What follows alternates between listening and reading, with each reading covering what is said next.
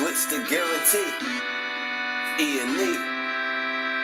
With your boy shit. Glitch, nigga. Shit, I'm about to flood the streets like when the levees break. Criminal minds, my Garcia can navigate. Flowing while I'm blowing this gas. Nigga, no brakes. Niggas not seeing me ever. I mean, no dates. Fuck around and end up gone. You get in this place. E&E the shit that I claim. You dealing with grapes. Took over the game by storm like Rain's mixtape. Thankfully, I've been up in smoke like my mixtape. Counting cheddar shit, I'm about to make a grilled cheese. Niggas be faker than bad bitches with good weeds. On my John Wick shit like Keanu Reeves. Replacements won't be enough, you need the whole team. I've been a G since I could finish my ABCs. Kept it a buck so real niggas look up to me. This butcher boy shit get crazy when it's sick of me. I'm coughing out these dope bars till they sick of me. Can't get rid of me, still can't find a remedy. Still blowing palmers if it comes to Hennessy. E&E, we own our shit independently. When I go out on a limb, I take extremities. I can see right through a transparency. Hurting self-esteem, low insecurities. Now or never, like Glitch the guarantee. What's the recipe? King L's Reflection 3. All these chapters in my life, you can turn the page. Books can't tell you my story, gotta live a day. Glitch got my back, yeah, you can copy that. Man, we control the seat, you can copy that. Leave your whole state red like Republicans. Putting fire on the track, now it's bubbling. Put your boys E&E, you in trouble, kid. Add first 100 mil, you can double. Let's go. All the hustlers getting money, let it show. Automatic, nigga, how we get the dough. If it ain't paper, then we probably gotta go. Put your boy shit, nigga, let's go. All the hustlers getting money, let it show. It's automatic, nigga, how we get the dough. If it ain't paper, then we probably gotta go. Put your boy shit, nigga, let's go. Blow sick, corona, jealous in the motherfucker. Can't even take a step, that's how far I trust you. This black boy turned to shining king under pressure. West side fat jacks, I took more than measure. Shake the extras, that's business starter feed. Street blues, what I talk, royal blood flowing free. Power on my mind, no say gang is kind. Read between the lines, it was in my eye. If they ain't got real lines, it ain't hard to spot a counterfeit. Undefeated, ultra real, Fern Gully Mountain shit. Couple high shots, turn on the frozen margaritas. Even better when it's served with some flawless features. Next year they gotta pay for these flawless features. Flawless victories from the flaws that they teach us. Now my flow imitate how I board the plane non-stop. The little J gon' take over with my time side. Yeah, I get right to it. My nigga, we begging pardon. We putting niggas back in boxes. Yeah, they need harder. My flow be retarded. Sick, I need hella help. My groove came back. This must be how Stella felt. We just started kicking it like a yellow belt. We all made it to the pros. This is how the mellow felt. You better yell out help. Here comes the double team. You catch me in the spot. Do you know that the boy is clean? The Louis V look mean with the magazine. So if you try it, you get shot. No vaccine. If you asleep before I came, then I'm the caffeine. I pulled the jokers out the deck. Yeah, there ain't no laughing. In CEO fashion, we sticking to the business. Wouldn't even let a vegan knock me off my chick. Something about the VVS when the sun is hitting. Should be flashing like the lights when you getting Let's go. All the hustlers getting money, let it show. It's automatic, nigga, how we get the dough. If it ain't paper, then we probably gotta go. Put your boy shit, nigga, let's go. All the hustlers getting money, let it show. It's automatic, nigga, how we get the dough. If it ain't paper, then we probably gotta go. Put your boy shit, nigga, let's go. Yeah. What up? Y'all already know it's the man about town, Virgil Berry, aka Stacks with the Facts.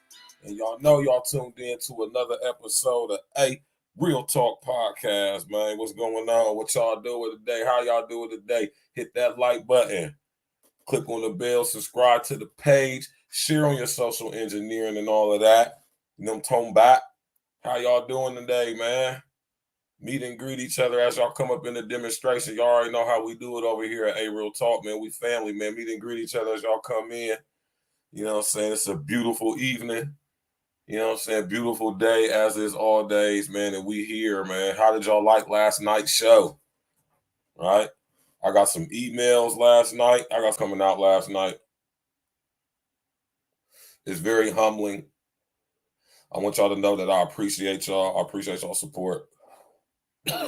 We got my man Els in the building. What's good? I'm going to drop the link, El, and I'm going to bring you up in about 15 minutes.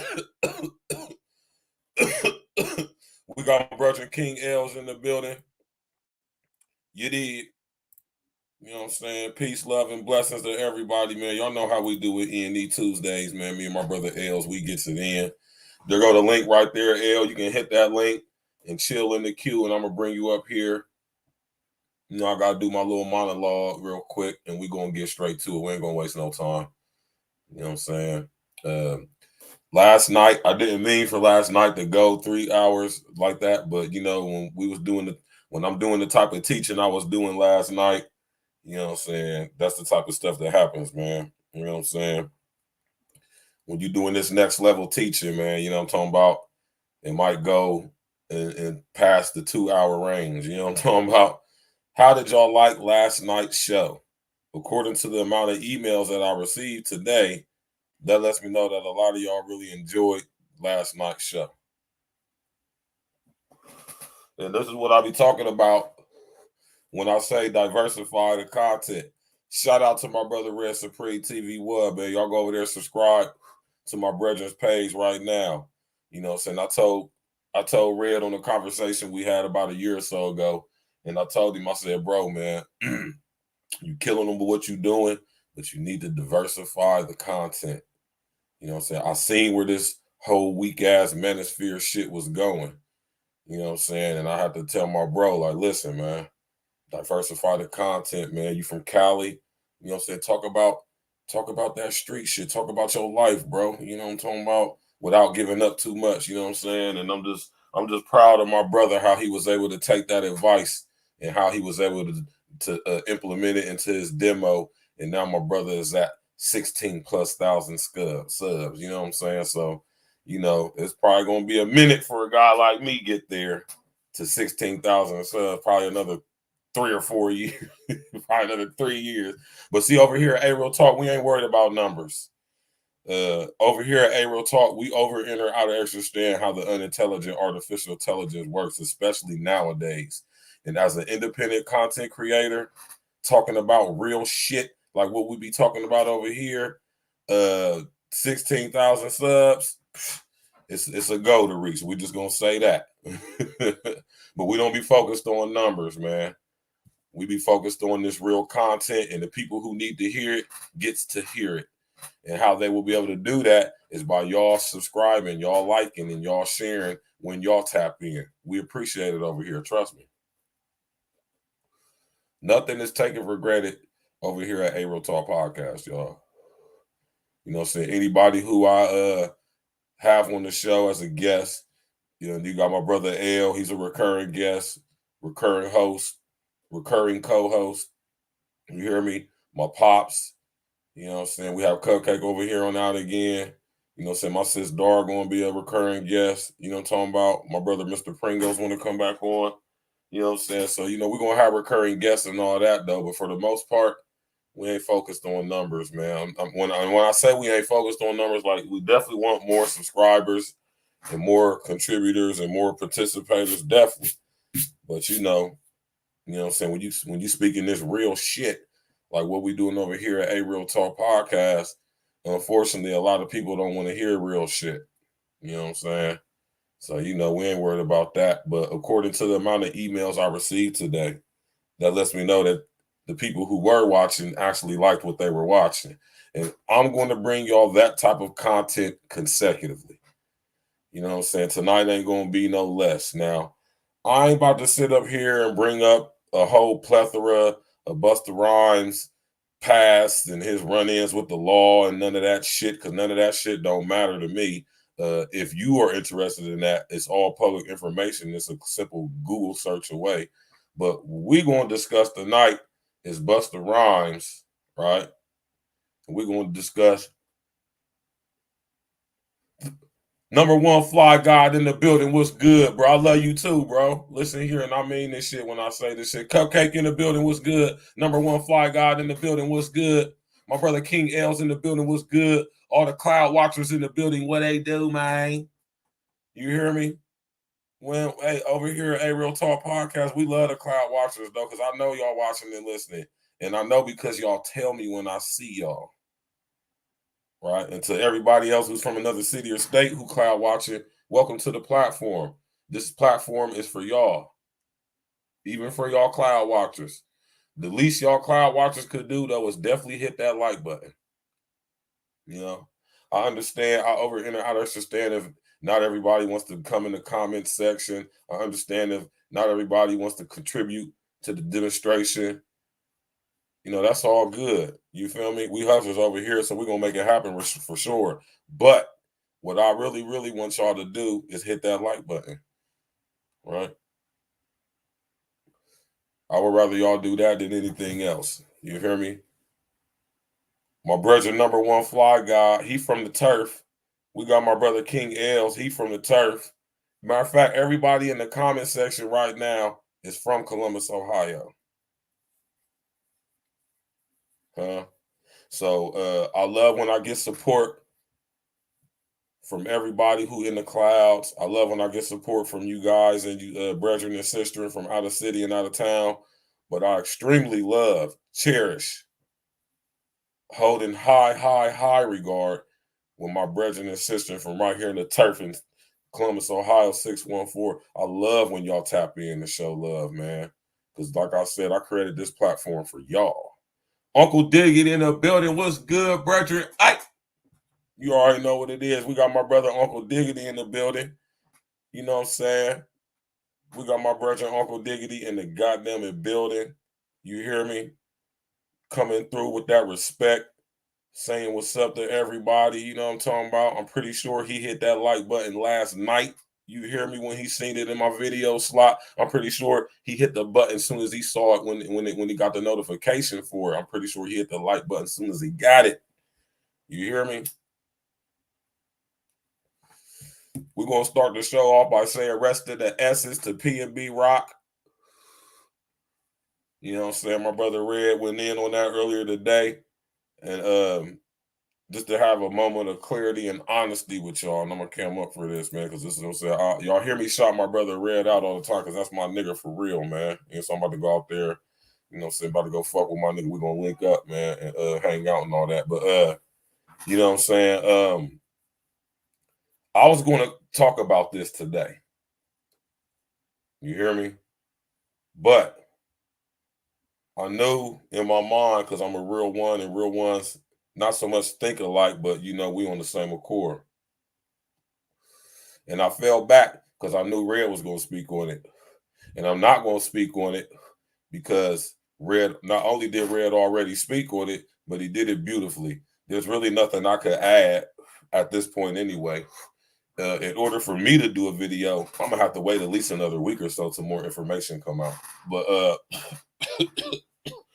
I already found out a lot of information concerning P&B just today. But, you know, am I going to do a video about it? Maybe, maybe not. But if I don't, it's going to be all good because my brother Red went in today. It was beautiful.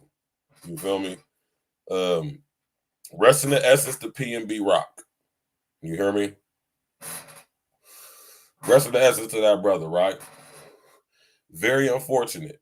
You know what I'm saying? 30 years young is very young. You know what I'm saying? It's very young, man. And, you know, it's very unfortunate that the young brother had to lose his life like that. But there's a lot of lessons that could be learned from this, right?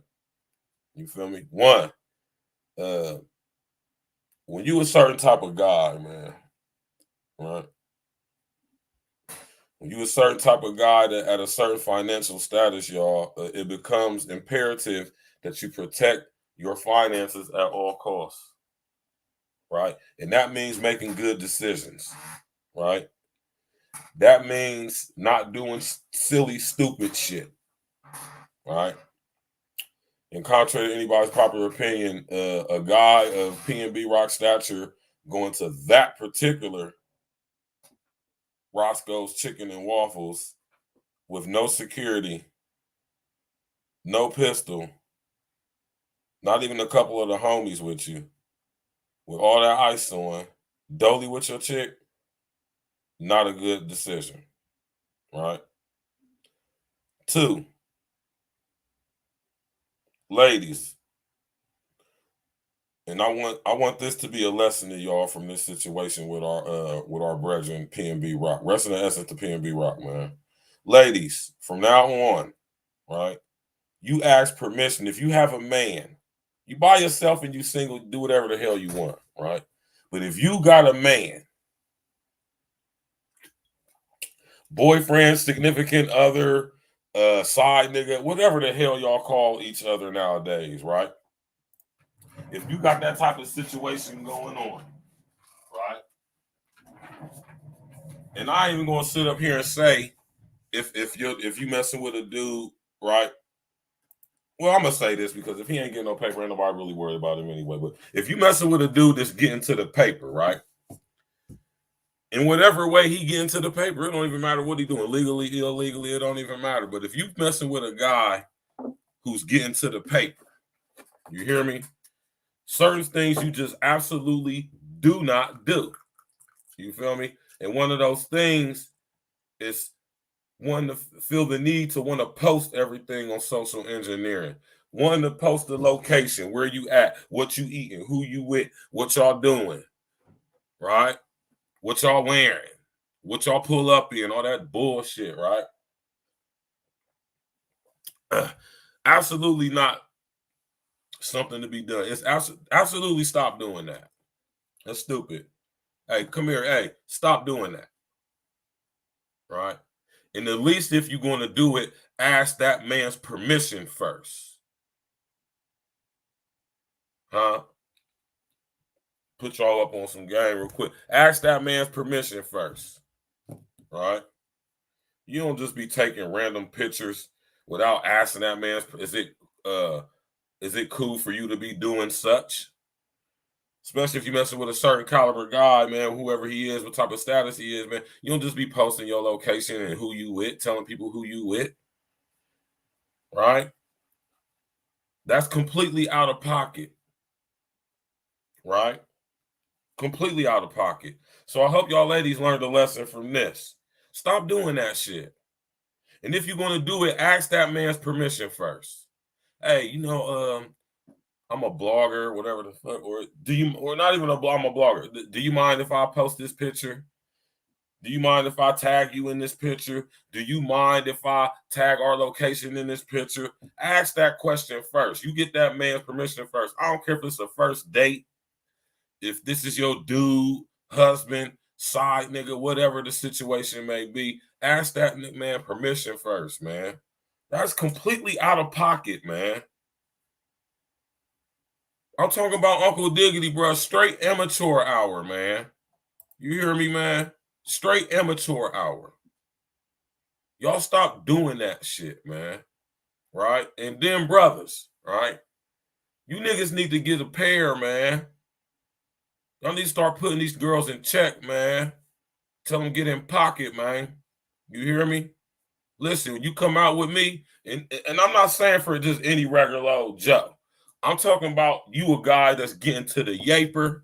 You hear me? You probably got something nice sitting outside this restaurant. John J, big bro, what they do? Everybody say what's up to the big homie John J in the building, man. You know what I'm talking about? Everybody say what's up to the big homie John J in the goddamn building, man. You know what I'm saying? Coming through as he always do. Look, John J, as soon as I see your name, I just went to the phone because my brother come in respect. This is one of the reasons why I know my nigga John J is a real nigga, because he carry himself always on code. He come in saying what's up to everybody, coming through, blessing the demonstration with a contribution. I'm pretty sure he hit the like button last night when he got the notification for the video today. You hear me? You know what I'm saying? Rock with my brother John J, man. I'm telling you, John J, when I leave out of town, first places that I'm coming to the A to come rock with you, bro. You know what I'm saying? When I probably here shortly. You know what I'm talking about? Link up with my nigga Red and my nigga John J. Yeah, we gotta talk to these niggas, John J, man. For real, man. Right? Y'all stop doing that shit, man. And you niggas, man. Y'all brothers out there, man. Y'all need to grow up here, man. Y'all need to start telling these chicks, man, for real, man. Matter of fact, leave your phone in the car. That's what I used to do when I was when I was out there. Smartphones just came on the market. They was the shitty bullshit smartphones, and they was beta testing us with them. But even when texting and shit start coming out, I used to tell chicks all the time, "You come with me, leave your phone in the car." Now this is when I was in the streets getting to the money. There's a lot of crazy shit going on in Columbus, and I know you think like, yeah, whatever, yeah, whatever. But niggas doing what they doing. But you would say, why you messing with bitches like that anyway? Well, you don't be knowing bitches like that, but just to protect yourself, any chick I ever fuck with, and if she wasn't with it, then we didn't hang out. How about that? You come kick it with me, especially if I come pick you up. Leave that phone in the car. You hear me? You can leave your phone in my car. You need to use the phone, you can use my phone. How about that? And I used to have like 2 phones, 3 phones. Right? Y'all need to start putting these girls up on game with y'all, man. Y'all gonna be messing with a chick to the capacity of her being your girl, your side piece, your boo, whatever she is, your wifey, whatever. Y'all need to start schooling them and putting them on their game. Shout out to Sinful the P, man. Shout out to Sinful the P, man. Like I say, of course, a lot of you people out there is blaming this girl, right? A lot of y'all dudes out here is just got your panties all up in the butts talking about the girl, and I agree with y'all to an extent. She should know better as a girl, but you know how y'all chicks are. Y'all want everybody to know what y'all doing, where y'all at, what y'all eating, who you with. If you messing with if you a girl that look good enough to get the attention of a famous, wealthy rap producer, artist, engineer type guy like PNB Rock, you know what I'm saying? Y'all want everybody to know y'all with PNB Rock. All right? Or to whatever capacity you interact with this guy. You feel me? Don't even have the gumption. See, a woman would know. See, this is the difference. Taking it back last week to the difference between females and women. See, a woman would know that. A woman would know good and damn hell well not to be posting her location when she's with this fucking top of the line type of guy as far as his status. No. And if she did, she would ask that man's permission. You feel me? Yeah, straight like that. I don't give a damn how anybody feel about what I'm saying. You riding with me, you gonna leave that phone in the car. You hear me? We go out. If I was to ever bless any of y'all with a date, you gonna leave your phone in the car, right? Or if you a woman, right? You a woman. See, I don't have to say that to a woman because a woman ain't even going. A woman's going to keep her phone in her purse if she even goes out on a date. Because grown women don't date. Not without intention anyway. And grown women don't just be going on random dates with niggas because they want to get a free meal. Grown women don't do that. Only y'all females do that shit. My brother John J, man. You already know, man. When you rock, you gotta see I keep wiping my goddamn spectacles off, man. When you dating a chick in my Virgil Berry voice, do your due diligence on it. You know what I'm talking about, man? Do your due diligence, man. You know what I'm talking about, man? Oh shit. Real talk.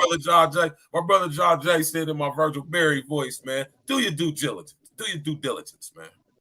Oh man, that's hilarious. But yeah, definitely factual. But though, man, you know what I'm saying? Like, you know what I mean? On some real shit though, we not to be bragging or anything like that, but you know what I'm saying? I have my brother L come up on here for lots of reasons, man. For one, this is my brother.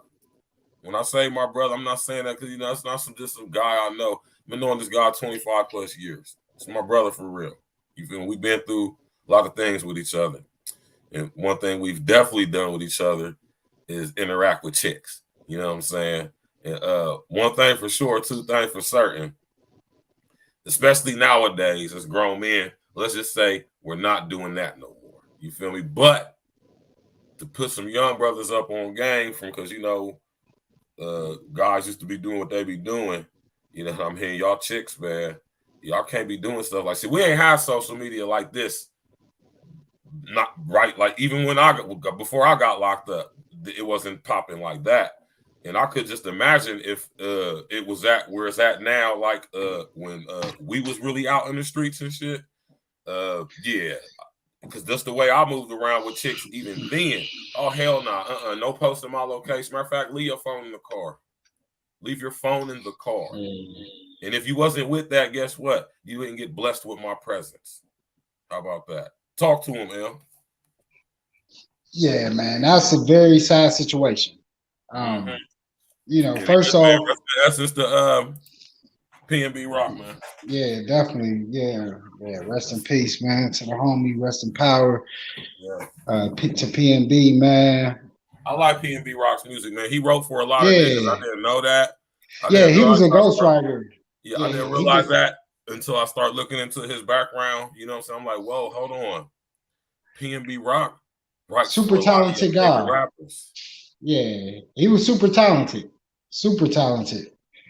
But yeah. First off, before I come in, how was your day, brother? Oh, you already know. See, this is why I'll have my brother L come on, because man, that's what I'm talking about, man. My day was beautiful, brother. You hear me? I woke up this morning with the use of all my body parts and my extremities. You know what I'm saying? My mind working beautifully. I feel good. Went to the gym today and you hit the chess game today. It was beautiful, man. We already won and got the victory, man. You hear me? Everything else is extra. How about you? You know, every day above ground is a blessed day. So, like you said, when we woke up, got to say our prayers, walk out here, everything was great. Right. And yeah, man, I had a really good day. The mayor actually came to our office today. Oh yeah. And I didn't see. I went to lunch. Andrew Ginther. Yeah. But yeah, I went to lunch. But it was, I guess, you know, it was a big hype today. So, you know, that was pretty dope, I guess, for, you know, for the business, definitely help us grow our business. Right. But yeah, you know, just to touch on the subject, you know, it's really sad. Like, you know, we hear these stories of and before I even got to really dive into it, before I even got to really wrap my head around it, I heard about what happened, but I was kind of busy today, so I was just moving around doing what I do. But the first thing I see on social media is a divide between people getting mad and having, like, I was seeing a couple women and men do some think pieces, basically saying, how can you blame her? Right. And let me play both sides on this one, because I understand both sides. Gotta be fair. Because I gotta be fair on this, because I understand that if you never grew up in a certain lifestyle or you've been put in certain situations, I get that you don't understand those situations and what happens. So I can't fault you for making a mistake, or not even a mistake, but not understanding the parameters around these type of situations that happen. Right. Because even before social media, you know, I took it back to, you know, I had to reply on somebody's post. I remember when I first got my big chunky chain, right? Even before then, like I had the white gold joint with the Jesus face joint. I was I remember that joint. That was like 11th grade, right? Starter kit. Woo! But that motherfucker was like one of my best chains ever. Still to this day. But it was the white gold joint. This is before it was even in style like that. And I got it. And I remember my dad told me, first thing he said, look, you got this around your neck. Right. And it looked like it's some platinum shit. Like it looked like some real rapper shit. That's exactly what he said. Like it. You know, he said, you know, I just want you to be safe out there. Keep your head on a swivel. Whenever you got that on, you know, you stay protected. Now, you got to remember, this is 16, 17-year-old L's. And my pops is telling me this. These are the values that, you know, I mean, he just told me straight up, you protect yourself. You got this on your neck. And somebody might think it's platinum. Yeah, even though it may only worth $1,500 back then, you could get, that's how much them chains cost. It was cheap back then. but that was a lot for us back in Hell the days. yeah. Yeah, I think this 11th grade. This is Right. 2000. You know what I mean? And you know, he like somebody might think that's a real platinum chain because it was shiny. You know, the bezel, the diamonds on the outside wasn't real, but the ones on the inside was real. And it was a shiny piece. Like it was my man. Cause me and Bird, like we went to the same jeweler. What's crazy is me and Bird didn't even know. We went to the same guy, Nico. We was both going to Moses. And Nico used to bless me. Nico, like, and he blessed me with that joint. I ain't even gonna lie. Like, Yeah, man. I know that chain. Shout out to my nigga Nico at Moses Jewelry, man. Nico in the joint, man.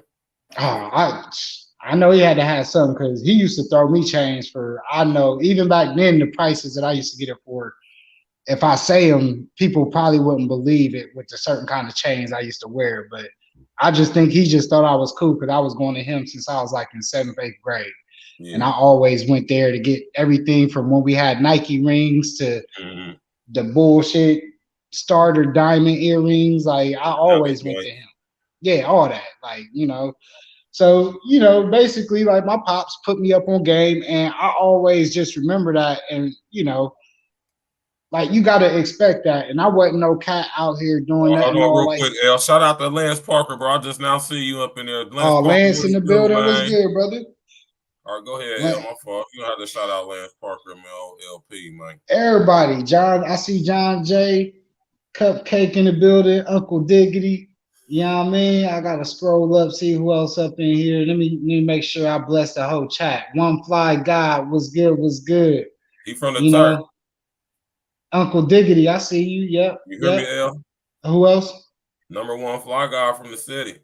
Oh, what's good, bro? Yeah, we gotta set up something, man. You know how we get down. We gotta set up a nice little day where everybody get together.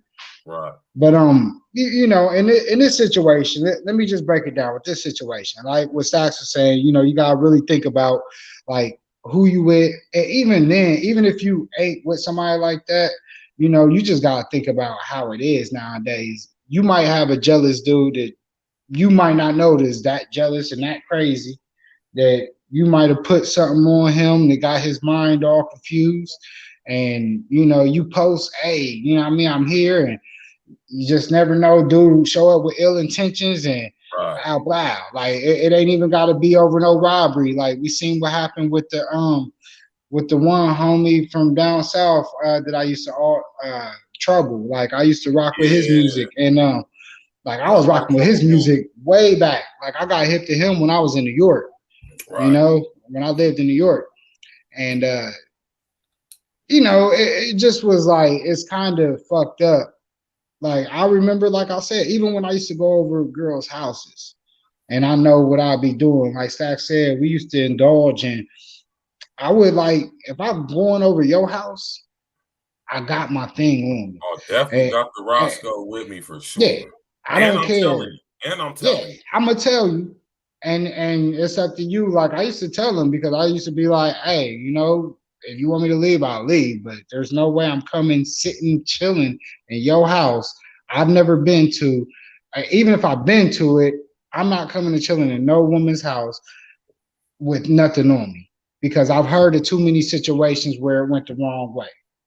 So that's just the way I've always moved, like, and it was nothing against the woman. Hold on, L, I gotta stop you again, man. I got my nephew in the building, man. Mill 3 Stacks was good, bro. My actual nephew right here, man. I was just talking about your pops last night, man. Rest in the essence to K-Ro, man. It's my nephew in the building. It's my second oldest nephew in the building. Oh, that's K-Ro, son? Yeah, it's my brother's. It's K-Ro's son right here. His second oldest son right here. It's my What's up, Nev? My nephew Wani. And then we got Tox Beats in the building. Tox Beats, what's up, Nick?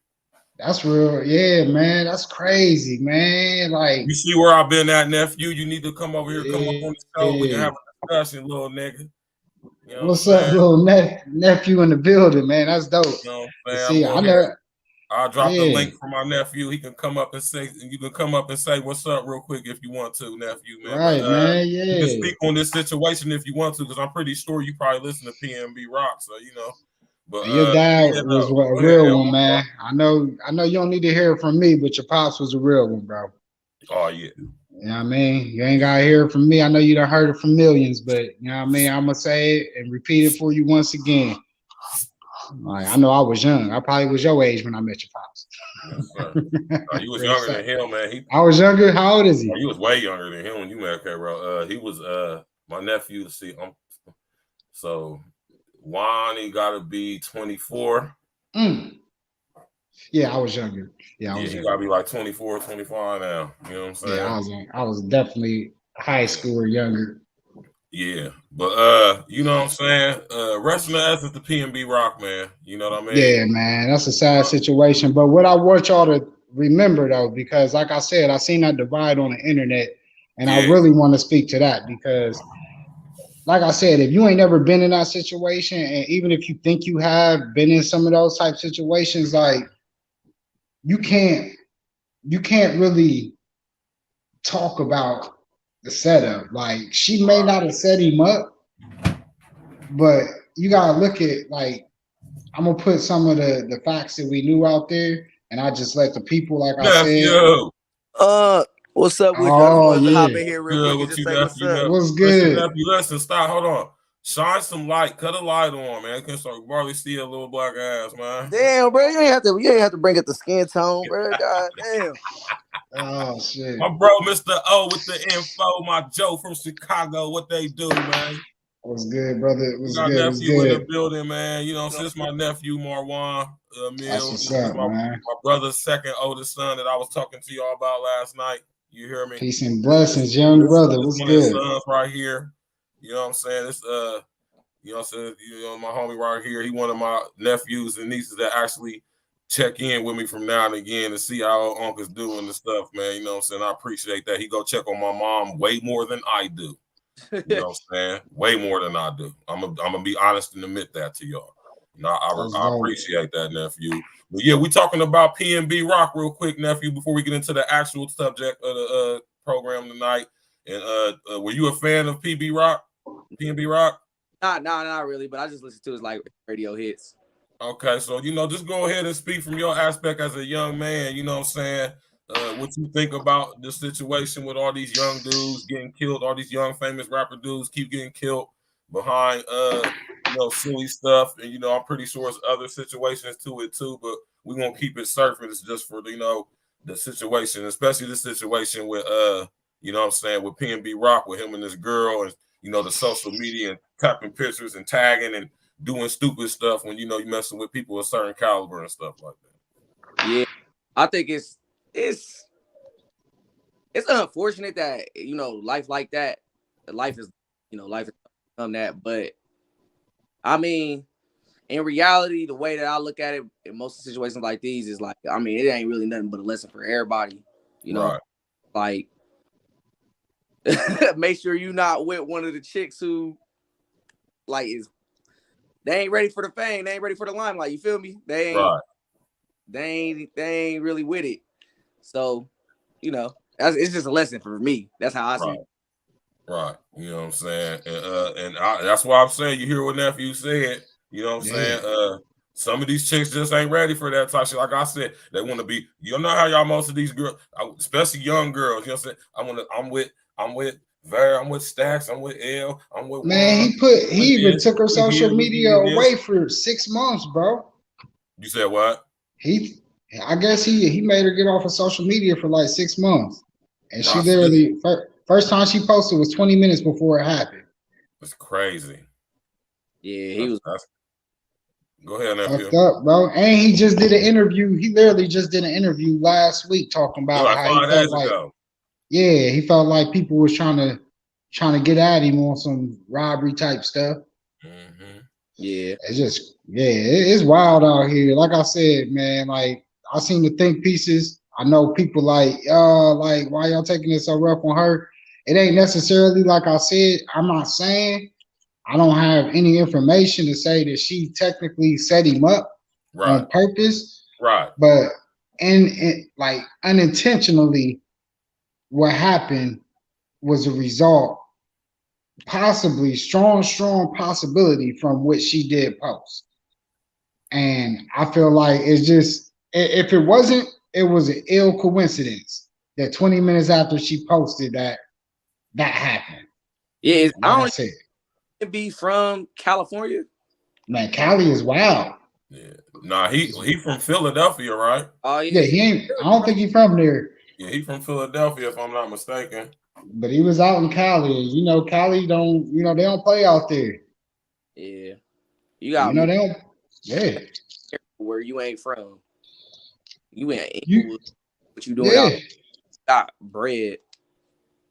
Like, We just seen old boy just bodied the other dude in Vegas a couple days ago for trying to run up on him. What Sauce? What's his name? Sauce Walker. Yeah. Sauce Walker just bodied. You know what I mean? We just seen it. We just seen it. Like, you gotta learn. Like, Sauce was on this shit. He got the drop. Like, he got the drop. I seen him plotting already. And when they ran up, shitty bang bang. You know what I mean? yeah. Like, unfortunate, that's what had to happen. But, you know, and it shouldn't even never come to that. Go ahead, nephew. Yeah, I said, you make dumb decisions, you get dumb results. That was like, flat out. But go ahead, nephew. You really just can't put yourself in situations like, I don't know why. Me personally, I don't rock anything to make niggas want to rob me type shit. Like, even if I had that level of success, I wouldn't do it. It's not, that shit ain't worth it. Especially if I ain't got the money to secure myself. Right. Yeah. It's just wild, man. You just gotta, I mean, even if you ain't even gotta be famous, you could be a regular cat. And just sometimes you just gotta watch how you move if you move in a certain way. You definitely gotta watch how you move. It's a lot of jealous people, especially if you out here, like, you know, with your chain, like if you got bread for one, people already, unfortunately, like, it ain't gonna be all peaches and cream. Like, people, for, you know, especially, I ain't going, you know, I don't want to just put it just in our culture, but I would say in our culture more than others, it just seems to be the jealousy circulates with success. Yeah. Unfortunately, like, you, like, in our, like, and people go, oh, you moved out the hood. Yeah, motherfucker, I don't stay in the city. I stay in the outskirts. I'm still right there in the city, but I mean, and it's just, hey, man, and even in the outskirts of the city is still wild. It don't matter. It really don't matter. But yeah, man, nobody want to be around that. Any goddamn anywhere, man. You listen, you can get your issue any goddamn anywhere. And this is the main thing for this situation right here, as far as people saying it's her fault and all of that. No, it's not really her fault. It's not her fault. It's really PNB Rock's fault. He was supposed to put her up on game and make sure she knew the structure. She knew he the told order. her, bro. I will say he told her. She shouldn't even never had her damn phone. That's a different situation. But when did it get to a point where he got to cut her off and know not to have his life in her hands? That's like you said. I kind of feel that. But then it gets to the point where you don't want to be like controlling it. He already kind of like did a controlling thing where he had to get off of social media for like 6 months. You know what I mean? So, but what I was about to say was, for all we know, he told her to post that shit. We don't know. Yeah, we don't know. That's what I'm saying. I gotta wait till I get more. But I'm just gonna say, like I said, it may not been a straight setup, but the situation set that up. Right. Yeah. Exactly. The whole situation about it is this: no matter what was the premise or whatever, when you was popping nigga like PNB Rock, you absolutely is not supposed to be at no goddamn place like Roscoe Chicken and Waffle in the middle of the hood, where it's like 3 different gangs over there from what my man Red was telling me about, man. But also, let me finish, man. He's just like 3 different sets over there and shit. Like, you know, you're not from there. This is the hood. You got jewelry and shit on. It's just certain stuff you just don't do. I wouldn't do that in Columbus, Ohio. Man. Right. You feel me? But if you rich, why you don't got security though, man? What's up with these niggas not having security? Because they want to be tough. All these niggas want to put on this persona through this fake ass, weak ass music that is just filled with demon time. These niggas just want to be tough. They demons. They Satan. They don't care. They smoke the ops and smoke the op pack. Little dumbass niggas, man.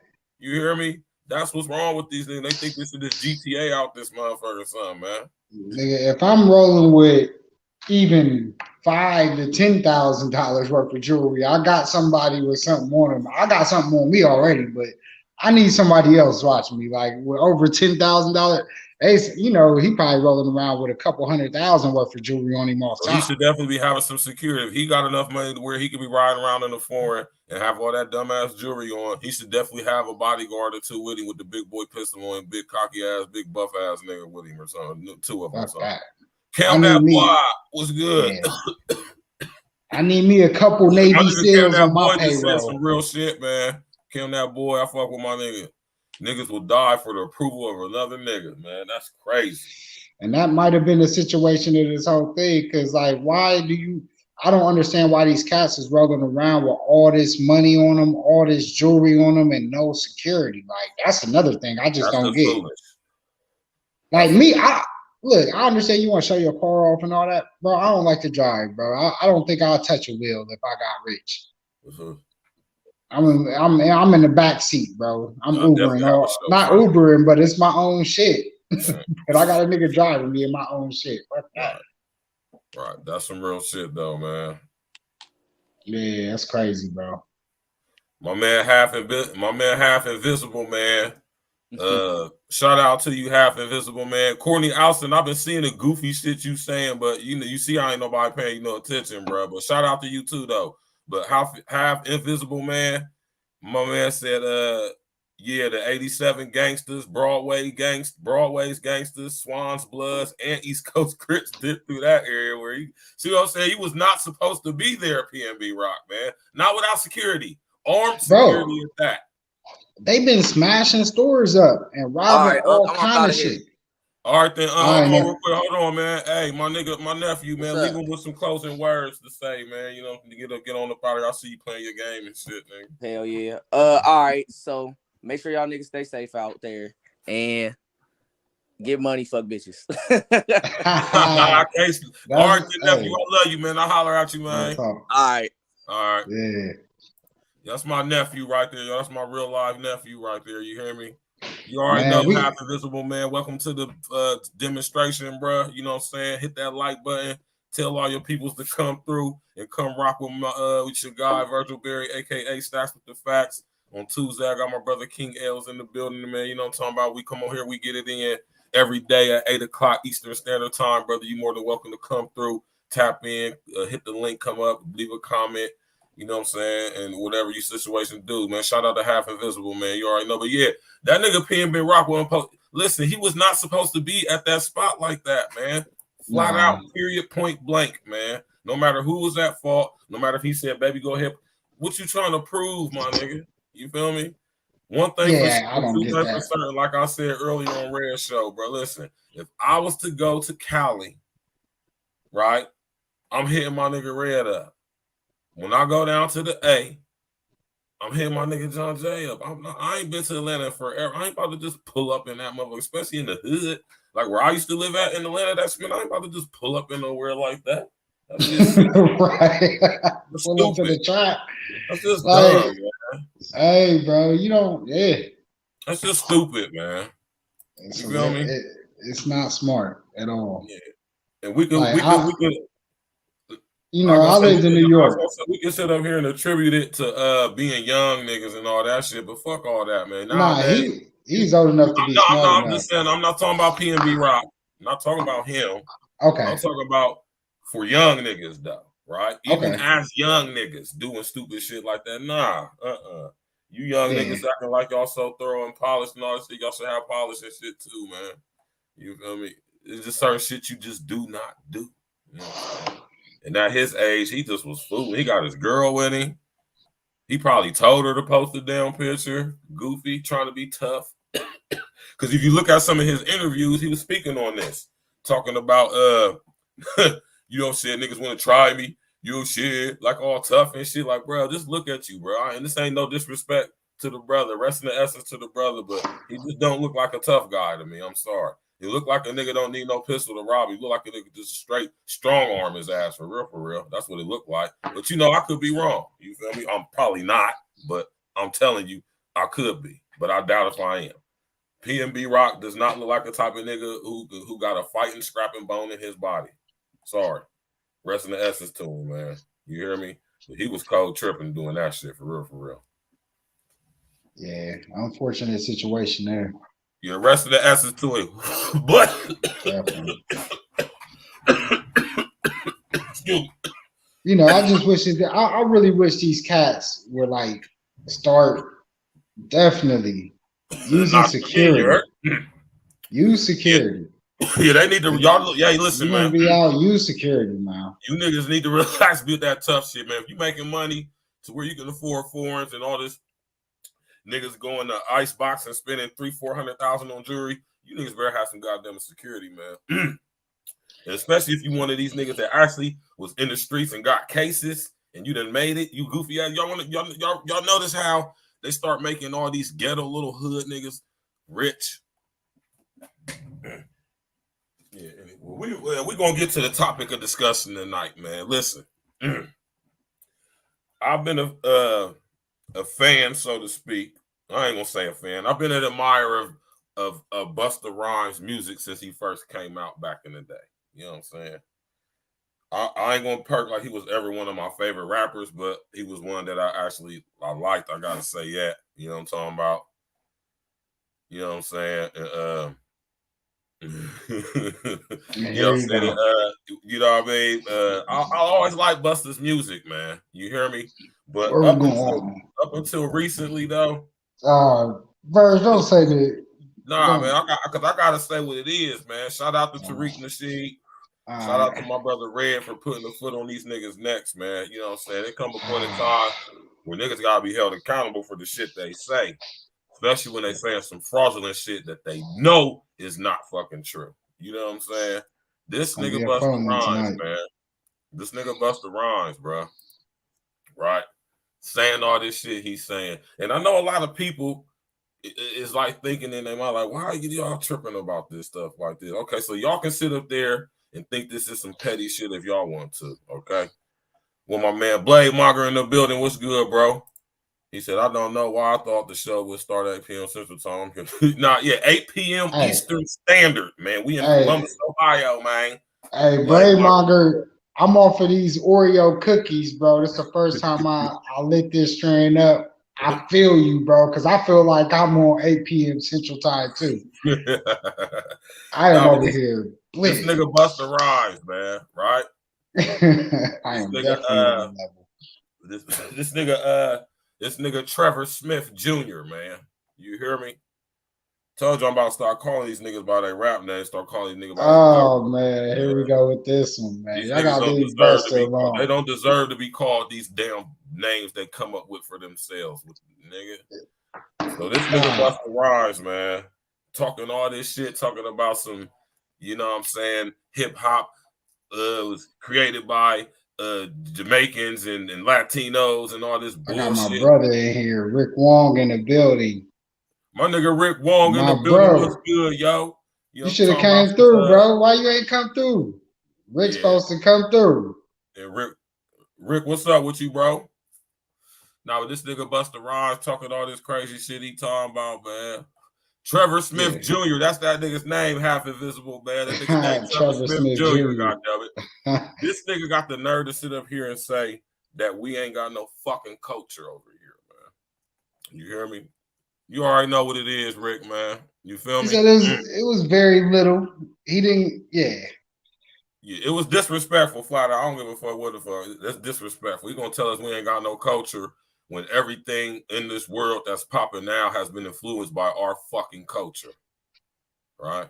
And a culture, mind you, that has not been in any form or fashion influenced by anything from fucking Jamaica or Puerto Rico. No disrespect to my Jamaican brethren and sister, or to my Puerto Rican brother and sister. Love y'all to death. I love fucking beef patties.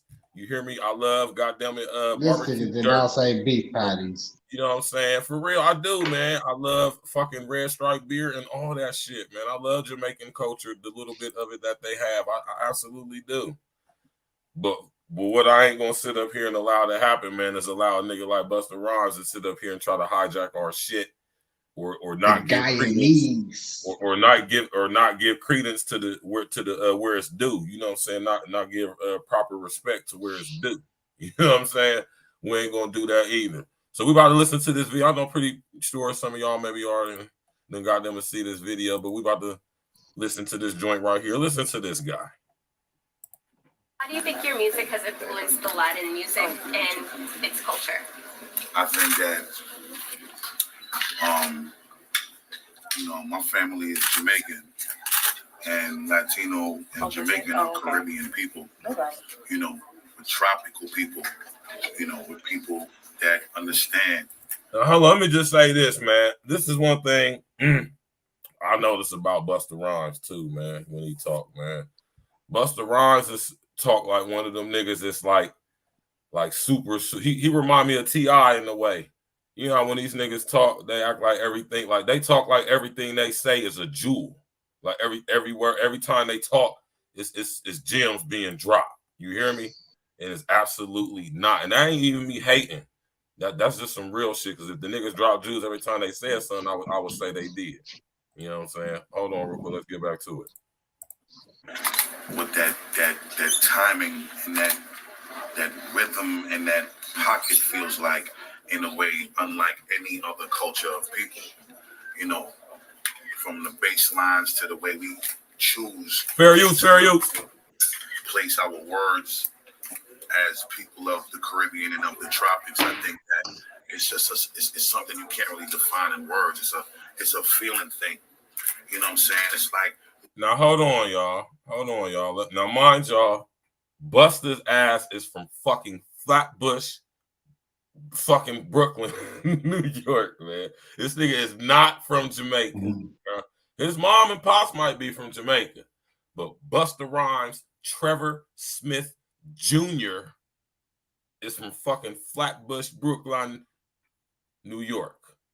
He's just as American as me or you. You hear me? That bullshit, man. See, that's what I'm saying, man. You gotta dissect this shit, man. Put these niggas on the wall, man. You watch Latinos do the South Side of Merengue, and you see Jamaican people, do their shit. It's kind of like something that. Okay, stop. And this is why I keep stopping the video. He said, the Puerto Ricans doing the salsa and the merengue. You see how he tried to throw the little swag on there, like, somebody tried to throw the little pizzazz and the accent on there, like he like really is of the culture. But when he got to Jamaicans, he said when Jamaicans was, doing their thing and all that, he never actually said what the fuck Jamaicans did, though. I wonder how many of y'all paid attention to that. Critical thinking, listen with these ears here, not these ears here. You hear me? Listen to what they're not saying. Fuck what they actually saying. Let's go. Hand in hand. And, it ain't a coincidence that in every urban community, the Latino and blacks is there together. That ain't no accident. You know what I'm saying?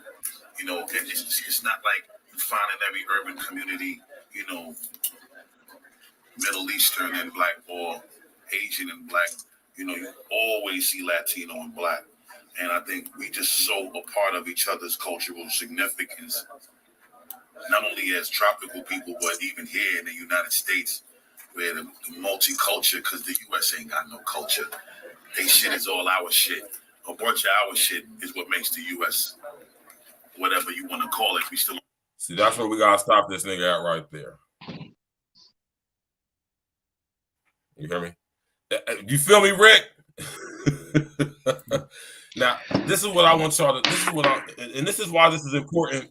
This is why this is important. My nigga L over here stoned like Jesus. You hear me? That nigga over there blitzed. I'm ready to go in. I'm ready to go in. L, I'm gonna let you go in, L. Let me finish and I'm gonna let you go in, bro. I'm gonna pass you the mic, bro. You know what I'm saying? But, I'm sitting back. I wanted to let him hear the interview. You gotta let him hear the rest. But I want to say what I'm about to say first, real quick, though. This is why I keep stopping the video too, though, for copyright purposes as well, too. But you know what I'm saying? This guy Busta Rhymes, y'all, man. You hear me? Oh yeah. Did y'all hear what he said? I'm gonna play it back a little bit. Our shit is what makes the U.S. a bunch of Our shit is what makes the US ain't got no culture. They shit is all our, not only as tropical people, but even here in the United States, where the multicultural, because the US ain't got no culture.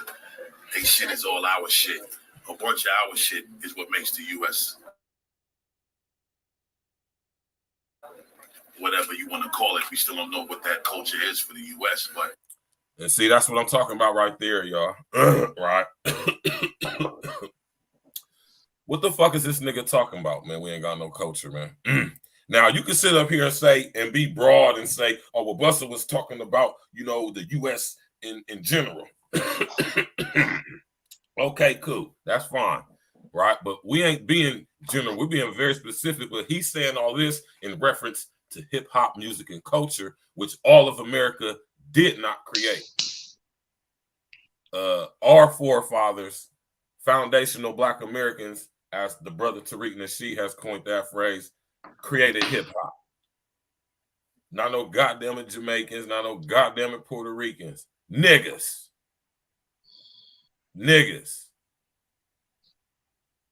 Exactly, Project Leroy. So the thing is I want to put into y'all's perspective is this, man. With all of this stuff going on, all of a sudden out of the blue, this lets me know that when this was, listen, and I'm about to put y'all up on some game right now. You hear me? So cop an ear and listen. You hear me? When something is nowhere and suddenly it's everywhere, I'm going to back that up and I'm going to repeat that. You hear me? Walk with me, y'all. When something was nowhere, and then suddenly, out of the blue, it is now everywhere. That lets you know a button has been pushed, and the agenda is at foot. Now you got something right there. That's something, because this interview was from January 2021. It's an old interview. Right. It's not that old, but it's an old interview though. Yeah, it's over a year and a half. Right. It's an old interview. Right. But remember, like you said, it is dropped right after something else has just dropped about a week and a half back. Right. And then it got back into circulation about 10 days ago. Right. But yeah, continue on, brother. Yeah. I'm gonna break that. I'm gonna break the reason. I'm gonna go in on that. But yeah. Right. It was because of the Fat Joe situation. The Fat Joe situation brought it back up. Right. Exactly. Because the reason why the Fat Joe situation brought it back up, because Busta was opening up, running his goddamn mouth, right? Talking this Jamaicans fucking contributed to hip hop culture. Matter of fact, created along with the Latinos with this 50-50 bullshit, right? So hold on, let's finish listening to this interview. It's a mix-up of all of our cultures in the urban community. You know, the Latino and the West Indian has the greatest influence, and we've always had, and we'll always will, and it's just been that way. So I've actually been influenced by the Latino community, which allows me to feel that much more comfortable putting my West Indian influence in my music, because they made me feel that much more proud to be like, yeah, man, me's a Jamaican, and I say it, but I'm just saying. Now, I'm going to dissect the fuck out of, because this is how you can decipher and break through these niggas' weak ass personas and actually get to what they're actually saying, right? This nigga Busta Rhymes, or should I say Trevor Smith Jr., is from America. You know, he's first generation. You hear me? He's not from Jamaica. He wasn't raised in Jamaica. He didn't go to school in Jamaica. He didn't learn anything he knows about hip-hop culture or music in Jamaica or from Jamaicans. Matter of fact, Trevor comes from a time when it wasn't really cool to be Jamaican, because if you remember when Busta Rhymes first came out, he was doing everything but something relating to Jamaican or reggae or anything like that. Am I wrong when I say that, L? Nah, just keep going. No, all right. Project Leroy funny as hell, man. One thing I'm gonna say is this: we gotta look at this. Talk to him. All right, I stayed in New York for a little bit, and on the East Coast, one thing I say is the perspective of the people who stay on the East Coast is a lot different than a lot of other people's perspectives because the way the neighborhoods are set up. Right. So I'm also looking at that because I stayed in Brooklyn too, and if you in Brooklyn area, I ain't gonna lie. Where I was at, it was like 90% like Spanish people, and then if you go to like Utica Ave and all that down the street, farther down Atlanta, where like Busta Rhymes and them closer to Flatbush, that's where you had like all the Jamaicans and Caribbeans, the Guyanese, the Trinidadians, and all them. That's where they was at. Right. So it is by the neighborhood. So there, if you look at from a New York perspective of things, right, I could see because it ain't nothing but mixed up in its neighborhoods that you go in and it's like Italian, the Chinatown. Like that's why I used to come into New York if I rode the bus and thing like the trains and all that. But like it is in New York, they have different. I feel like I'm not sure if he was talking from a New York point of view because New York is always gonna feel like they the ones who created hip hop, and because it's such a mix, a melting pot in New York, and the way it was created, just the way it is, even to this day. Like I said, I stayed there. I just 7 years since I've been back in the city, so I could say if you're looking at it from a New York view, I would have to ask him: is he talking from a New York perspective or a world or a country perspective? Because New Yorkers also feel like New York is everything, like it's the whole U.S., even though it's not. Like you said, you come to Columbus and it's totally different.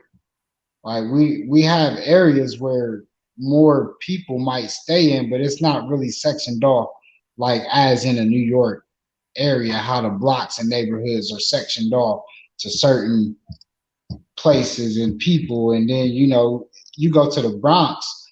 Like I've been to the Bronx. If you go to the Bronx, like it's nothing but damn near Black and Spanish people up in the Bronx. If you want to say that's where Negro in the building, man. American Negro was good, brother. Tox Beach, you already know. But yeah, it's a sticky. I gotta ask the more questions behind it before I could really dive into it fully. Because if he was just talking about on some New York shit, but was saying U.S. because, like I said, they had that mindset that New York is everything, then that's one way. But if he was talking about it as being like a whole full perspective as in America, which, like as you say, it could be argued because technically, we're the young country that is basically built off of immigration. So, it's just like I said, to me, I always like to ask this question: what is Black a culture, or what is Black culture? Because then we have to, from there, draw the lines and connect the dots from there. Because it's hard for a lot of people to even break down what Black culture really is as a whole. But that's something different. That's a whole different conversation we have later, because you got a separate people that might say that all of us came over from ships. Then you got another half of people that say that some of us or most of us was already here. So this whole thing that he talks about, it could go into a lot of directions and a lot of different conversations before we can even really break down what he's saying. Because it's a lot of shit that we got to get to the root before we could get to the leaves. Right. Like we just try to jump and grab the fruit from the tree and take it for what he said. But we got to see what the root is. Because what are we talking about in the full context? Like that's the questions that we also have to address if we're gonna really dig into it. Because like look, Project Leroy, Black culture has always been about resistance. But what is Black culture though? What is it? Because a lot of people will say that they're part of Black culture that's not Black. And in some instances will say that and accept it. Black people will say Nah, say but see, that and too. that's what this whole thing is now. And that's and like a lot of people have been saying over the years, it's not nothing against nobody else. It's not nothing about, it ain't even about no division or nothing like that. It's all about just paying homage. You hear me? That's what this thing is about. And when it comes to hip hop music and rap music and hip hop culture, it was created by Black people here in America. The saddest part about it, huh? I think people confuse create. Of course they do. They create and contribute. Could be a different, because if you feel like you contributed, then you can also feel like you helped create it. No, you cannot. You absolutely cannot. It's a different way you can look at it. Listen here. We have. I'm just saying from there. I'm just playing devil's advocate, y'all. I know you. I'm just trying to see. I'm just about to shut that shit down. That's all I'm about to do, right? I have a daughter, right? I created her, co-created her, right? Right. So if I was in the unfortunate situation to where I couldn't help provide for her, somebody would be doing what? Contributing to doing that in my stead, right? Does that mean that they are the creator of my daughter? It could be the creator of some of her that mean ways. They are the creator of my daughter? But then, no. Are they the creator of my daughter, L? Not the creator. No, exactly. That okay. So yeah. So the answer to that would be no, right? But if we talk about, there's no buts to that though. No, they're no, not. I'm not. All right. I'm not gonna say but. No. I'm about to prove to what you just said, because you said it's the difference between creating and contributing, and not just what you just said. Definitely feel that way. I think people confuse the two. Yes, what I think it's a confusion. And I'm telling you why. I'm telling you how you cannot confuse the two. And I'm giving you plain world in your face, real world things. Those who have children, we co-created with, or whoever with the children, right? If for some reason we're not able to care for the children, someone else would contribute to doing that. And even when they do care for us, people do contribute to them by when we send them to school or to the doctor or whatever. They are not the creators of those children, though. We are. And that's the difference. And that's the very same thing that applies with this here hip hop music and culture. Black people in America, the so-called descendants of the so-called transatlantic slave trade, not really descendants of indigenous American citizens who were employees. Y'all ain't, this is a whole nother topic for another day, and most of y'all just ain't ready to go where this stuff takes you. You hear me? That's what I'll say when I talk about getting to the root of it. Yeah, but see, that's another topic for another day. We talking about BUSTA Rhymes tonight, though. You feel me? That's another topic for another day. We talking about BUSTA Rhymes, and this is what this is all about. Let's let them know why this is important, and this is the difference between creating and contributing. And we created it. And this, when we talk about Black culture, we talking about the descendants of indigenous Americans who are said to have been slaves. Right? You hear me? And they created this culture. They created this stuff. It was the jazz, swing, Dixie, country music, rock music, R&B music, gospel music. I'm talking about, goddamn it, you know what I'm saying? Any type of music that was created in America was created by Black folks, niggas. If you want to get specific with it, niggas, like me and you. You hear me? But Virg, when we say Black people, this is what I always like to say. We have to find an identity, though. Like, I just told you, man. I literally just said it out my mouth. And the descendants of the indigenous Black people area known as Turtle Island. We are the descendants of them. Not no goddamn people came over here, no boats and slave shits, man. Another topic for another day. That's what I wanted you to say. About BUSTA Rhymes and BUSTA Rhymes. But that's what I wanted you to say, though. Yeah, because you gotta say it. I basically already said that, though. But you didn't say it all the way fully. Like you gotta really break it down. You can't skip over that part. And that's why I said though, that's another topic for another day. We talking about. But you have to say that though. You had to at least say that part. Yeah, when you also but everybody who knows know what I'm saying. You feel me? So with that being said, that's what black culture is. And if you don't know, go through your damn due diligence, man. You hear me? You feel me? We got my brother King L's in the building. You know what I'm saying? E&E Tuesdays. You know what I'm talking about? Hit that like button. Share on your social engineer, man. You know what I'm talking about? We get into it. So we got Busta Rhymes pushing this shit. Let's listen to the rest of this nigga weak ass interview, man. A lot of the times, it ain't until you're made to feel comfortable giving it to the people who are what you really are, what your influences are, your upbringing in the house, that you do it. So, you know, being that I've been made to feel comfortable doing it, I think I also got to acknowledge and credit the Latinos for their influence on me, just the same way that I've been able to take that influence and give it back to the music. But a lot of that just has to do with just being around it, growing up a part of it, and, you know, just seeing that it worked. When I was able to do the shit and incorporated it little by little and seeing the shit work, I'm like, man, this shit is not going to ever stop happening with me, because it's an advantage that I have being of the Caribbean descent, being of the tropical upbringing, being from that environment. I can use that to my advantage. A lot of rap motherfuckers and American artists, they can't use that. And I can do what they doing as an American, but I also got this little secret weapon that I'm gonna pull out the stash every now and then, and I'm gonna use it to my advantage. So, okay, right. This nigga here, man. You feel me?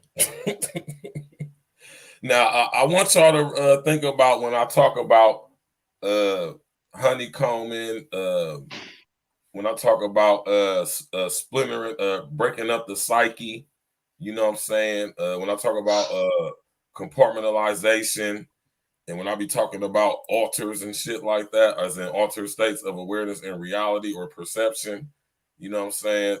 Based off of traumatic-based mind control techniques and shit. This nigga Busta Rhymes, man. You hear me? Just saying what he's saying right now. I want y'all to understand this. I want y'all to be able to over, enter, outer, extra stand what's going on, and try to think about when y'all hear me say we are watching the establishment of the Ministry of Truth on YouTube, man. Right? This is 2 + 2 = 5 shit. This nigga, Trevor Smith Jr., Hakeem Andrews, what's good, bro? This nigga was raised in Brooklyn, New York, Flatbush to be exact. Right? And just think about what he's saying. You know what I'm saying? Now, I'm not saying that the people from wherever they was from or the Latinos that live in here, I'm not saying that they didn't express their culture, right? But what I'm saying is that their culture wasn't dominant or prominent over the culture that was already here, which is the black culture, foundational Black Americans, as the name has been tagged. And I agree with that, because it's a fitting term. You feel me? The word black, though, I don't know about that word black. You feel me? That's why I say that's where it becomes a slippery slope. You know what I'm saying? When you attach, it only becomes a slippery slope, L, when you understand etymology and what the word black actually means. But as far as what we know it to mean, it's acceptable. You know what I'm saying? But you know what I mean? So like I said, I rock with that. But yeah, you know what I'm saying? And that's where it comes from. And then you got guys like Busta Rhymes coming on here, basically trying to rewrite history. This is, I want y'all to look at, I keep telling y'all, go read 1984, man. This is Ministry of the Truth, memory hole type shit these motherfuckers is doing, man. You know, I think that's really what it is. And so far, it's been magical results for me. Man, shut your ass up, man. Yeah, man, you know what I'm saying? And I just played that video just to, you know what I'm saying, show y'all like what this nigga talking about. And this is a video from a year and some change ago. So this is something that's been put out into the public eye, but not so much the people pay attention to it. But see, now we see its culmination to what's going on now, which lets us know, like I said earlier, an agenda is at foot. When something is nowhere and something is everywhere, Somebody push the button. There's an agenda at foot, right? What's the agenda? The hijacking of hip hop culture and music, just like they did with everything else niggas created in this like rock and roll country. But the list just goes on and on and on. Because that started with way back. I mean, dudes used to scat and do all kind of like call and response. Right. Like you said, even if you watch the old, like you go back to like the Harlem Nights days, like the 2030, like the 40s and 50s. I want to say like at least like back in the 50s or 40s, they was already kind of doing a certain kind of rap where they was like the dude, like he might not have been a singer, but he was, saying lyrics to the beat, Right. but he ain't had a voice, but he could control the crowd. It was what we call MCing, when you were artist. They was MCing at that time. Like, the MC, you ain't gotta necessarily even have dope rhymes or nothing, but you control the crowd with the words you say. And that is informed art form of hip hop in a sense. If you could control the crowd off the way you can rock the mic in a sense to a beat. Right. So it goes way back. And I think some people don't think that necessarily was considered like rap back then. And we'll teeter back and forth with it. But and then when it sped up into you get to the graffiti, the dance, the break dance, all that era. And then you have that's when it intertwined of all the different cultures. And that's when New York, basically said they birthed it up out of there. But there were already kind of forms of hip hop already circulating. And it could have even been not even just in New York, but, maybe even places in the South, Tennessee. I know they was known for having groups that when they would play the banjo and stuff like that. Like I said, the dude that maybe couldn't sing like the rest of the cats, he still would have his part in a song. Like Tennessee was really popular for that kind of style of music back then. Right. Way back, and that was like back in the 40s, So it's just different things you gotta look at. They may not have called it hip hop or rap back then. Back then, it still could have been called the blues or whatever they may have wanted to call it at that very time. Right. But it was still like art, like you said, if you got parents of a certain situation, these are the parents. I would say that the rap to me, if I would say it comes from birth from kind of like the blues in a way the blues would tell stories. And then you could, say the other parent just comes from the street. You know what I mean? Just the essence of it. Like a lot of it came from just the culture, the art form of it. But a lot of it came from blues and all of that. Jazz was really a big because it was the beats, the up beats, that you got from like the jazz and the blues and all that made it cool to rap to that beat. And that's when they started trying to break in the beats and all that. So, it's just like you really gotta look at like the history. And I think a lot of people don't also consider the history and what it was with the music back then. They don't probably listen to that kind of music. I get it. But if you just do a little research and listen to even some of the jazz artists, like when they used to do spoken word over beats. Yeah. That's a form of hip hop. Yeah. When they start rhyming over the old jazz stuff and it'd be like spoken word, that's hip hop in a sense. That's what I'm saying. It kind of birthed hip hop. But I don't think people look at it like that when they look into hip hop. Even I don't even think rappers, because a lot of people who rap and do hip hop. Not these young dudes anyway, not these new dudes. Even I think cats from our era, bro, I don't think a lot of them may not have tapped into jazz or listen to stuff outside of maybe hip hop and R&B. Like I was lucky enough to have a dad that really was into jazz, listen to blues. Like I know like Stax, Virgil, he had a huge influence of old music. Like, I contribute my Uncle Junior to like giving me that funk, the P-Funk and, all that, the Bootsy Collins era. Like my Uncle Frank, he attributed me to like all the like super slow songs, like the Always and Forevers and all that. And then when I went to Bexley, I got hip to the rock and roll and country music and different stuff like that. So, you know, we listen to all this. All this is all coming back to what we call mostly coming from jazz, from the jazz and blues. Blues is really like one of those musics that controlled a lot of what we hear today with R&B and B and everything. Blues was the first thing where they were singing stories to you and really getting deep on the mic.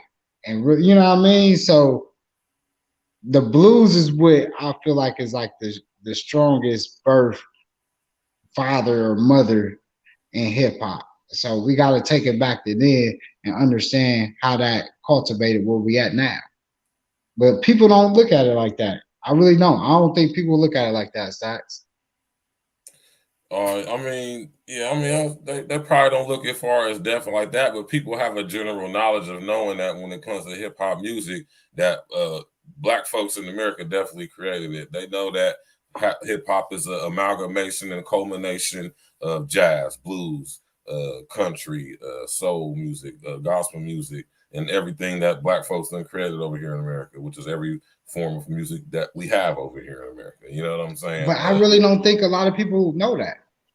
Honestly, I mean, people listen here. People don't know they don't know the full history of names, groups, but they know in general that, and they do know in general whether they want to accept it or not, whether they know or not. Right? That's the illest part about it. But people can generally say, if you ask people who created hip hop, they ain't gonna say no goddamn it Jamaicans or Latinos do it. But that's what is trying to be put into public perception. This is what I'm talking about. This is the perception that's trying to be imposed on society.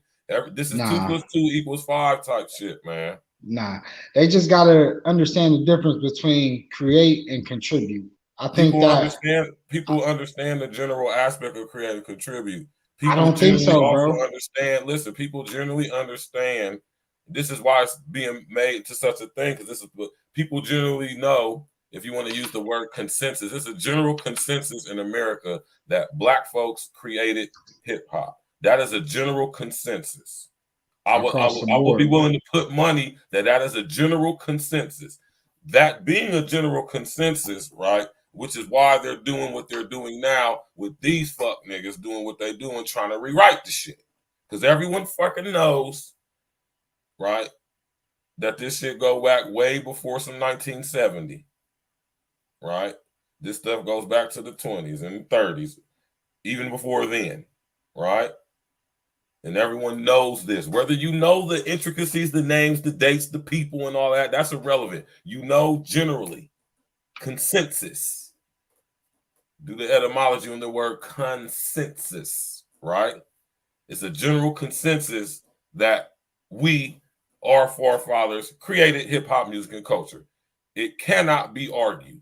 Although I'm the can't be argued guy, but this is something that can't be. Well, you can argue it, but you're going to sound stupid arguing it, because when we do the history, we can connect and correlate and show you where hip hop culture got its roots from. We can show you it. We have footage. We have documentation. Shit, James Brown used to hit shit on the mic. That's what I'm saying. This is cognitive dissonance, man. That was my homie, man. This is George Orwell 1984 memory hole shit. Trying to rewrite history shit, Ministry of Truth shit. And I'm not going. Because you know how I feel about shit like that. I ain't going. Y'all go get 1984, man. Go get 1984 by George Orwell, man. Go get that book and read it, so you can know what the Ministry of Truth is. So when you hear me say that, you're going to know exactly what I'm talking about. You know, sit over here try to hijack the culture. Now, he said he's from Jamaica. He's not. He's from Flatbush, Brooklyn.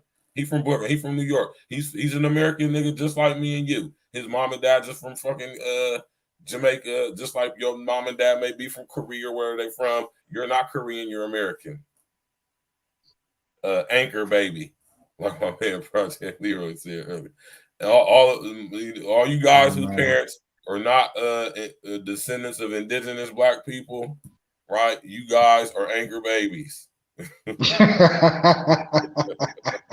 You hear me? We are the descendants of foundational Black Americans, which is the name being given to the indigenous descendants of the indigenous Black people of this land. Y'all don't know nothing about Tartaria, Turtle Island. Y'all don't know nothing about none of that. And I'm being arrogant and saying it because I know a lot of y'all don't. Right? You don't know nothing. Oh man. That's the another anchor topic. babies. What you I say? love that. The anchor babies is wild. I love that. Yeah, that's funny as hell. You know, y'all know I'm just joking, but if y'all offended, that's on y'all. I'm just joking. You hear me? Now, we're gonna get to some more. We're gonna get to some more videos and all that, right? You hear me? Oh shit. Now, he said he's Jamaican, but he's not. But you know what I'm saying? We're gonna listen to this video right here, man. You know what I'm talking about? We would listen to a Dionne Warwick song and try to sing it exactly. Now, mind you, as I'm watching this video, shout out to my brother Red. He played this video too, but this video is the perfect example of just shutting this nigga Busta Rhymes the fuck up when just to prove that he's fucking lying. You hear me? This is a lady talking, and it says Jamaican music pioneers teach their history. All right. As Dionne did it. If you are a group, you would try to study the Supremes, Martha Reeves, and the Vandellas. If there was a group who comes from abroad to our shores, we would want to go and see them because they have something to teach us. It all came from the American R&B music, you know, because we're always being influenced by the impressions, all them soul R&B groups. We start imitating the rhythm and blues songs.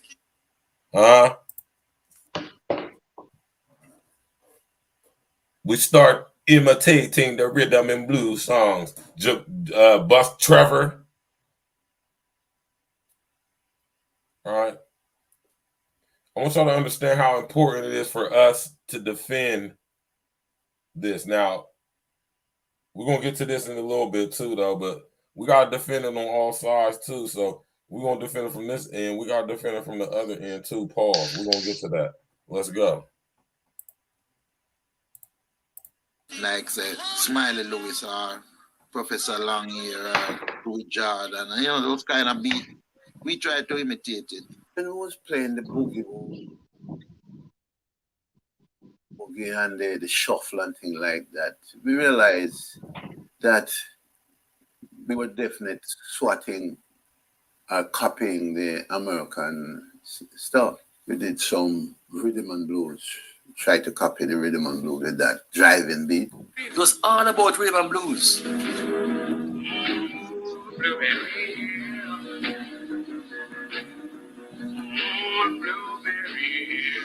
As the 1950s rolled on, the music of Fats Domino, Ray Charles, and Louis Jordan was streaming into the island from Southern American radio stations just over 90 miles away. And with the sound systems blasting it out most nights of the week, downtown Kingston went dance crazy. Sound systems became the biggest local industry in downtown Kingston, and competition was fierce. To pull in the punters, you had to have the best music blasting out of your system. The race was on for the hottest American tunes. He's the Ricky sensation. You know, American people, they need cheap labor, so they bring the cotton cane and things. But why are they cutting cane? If you buy rhythm and blues, 6 times more money you get because you're going to sell it back to sound system people. So everybody anxious to go to the farmer, but not for cut cane. They want to go buy some record. Hold on, man. So, according to what dude just said, the Jamaican, did y'all hear that? You hear that, L? So, according to what homie just said, Jamaican brethren, right? The Jamaican niggas started off by making mixtapes of American R&B music and selling it at a profit to the niggas on the island. Yeah, they is bootlegging. So like cover joints. So eat off of the culture. They were able to eat off of the culture and make a made for themselves on the island. Busta Rhymes, you Trevor Smith ass nigga, junior ass nigga. See, this is what I'm saying, y'all, and this is why it's important to do this, y'all, because it's so easy to debunk this bullshit. This is cognitive dissonance, memory of whole, ministry of truth, 2 + 2 = 5. We ain't going. They ain't about to sit up here and just insult our intelligence like that, y'all, man. Not at all. You hear me? What my man Project Leroy say, man? That's crazy. Exactly. A lot of the Jamaican culture music was influenced by the British. Then they adopted our music because it vibed with Jamaica. Yeah, man, they listen. They ain't started thinking about no goddamn reggae. The only thing they could, shit, man. Yeah, they need to just stick to the salsa, them and jazz, mixing the salsa, the reggae and jazz. They could stick to the salsa. That's what that's their thumbs up. Is salsa. They can say salsa. You know what I mean? But salsa, reggae music, hip hop, reggaeton. I give them salsa. Yeah, I give them salsa. I seen El Cantante or Conte or the one with Mark Anthony and J-Lo. Even all that stuff they got from niggas too. The reggae. The reggae, the salsa, the merengue, that stuff. The reggae. Well, salsa is a mix of merengues. What's it? A mix of merengue and reggae. That's how you get salsa. That's what they called it. That's they got that from niggas. Well, Willie Colon, he was actually a black Spanish cat, like black Dominican cat. So he the one who created it. Project Leroy, man. My name Project Leroy said he said we need Heavy D back, man. He respected our music and our culture, gave homage and everything. He definitely did. And Busta Rhymes, he said Busta Rhymes can go to Jamaica and get it popping. Since Jamaica, and this is the thing about this. I ain't gonna lie, I love Jamaica. Dissonance I'm gonna tell you all that. Cognitive dissonance, y'all. How the hell is Jamaican responsible for creating in any form or fashion hip hop music and culture when it ain't no Jamaican artist that's popping? Where are they?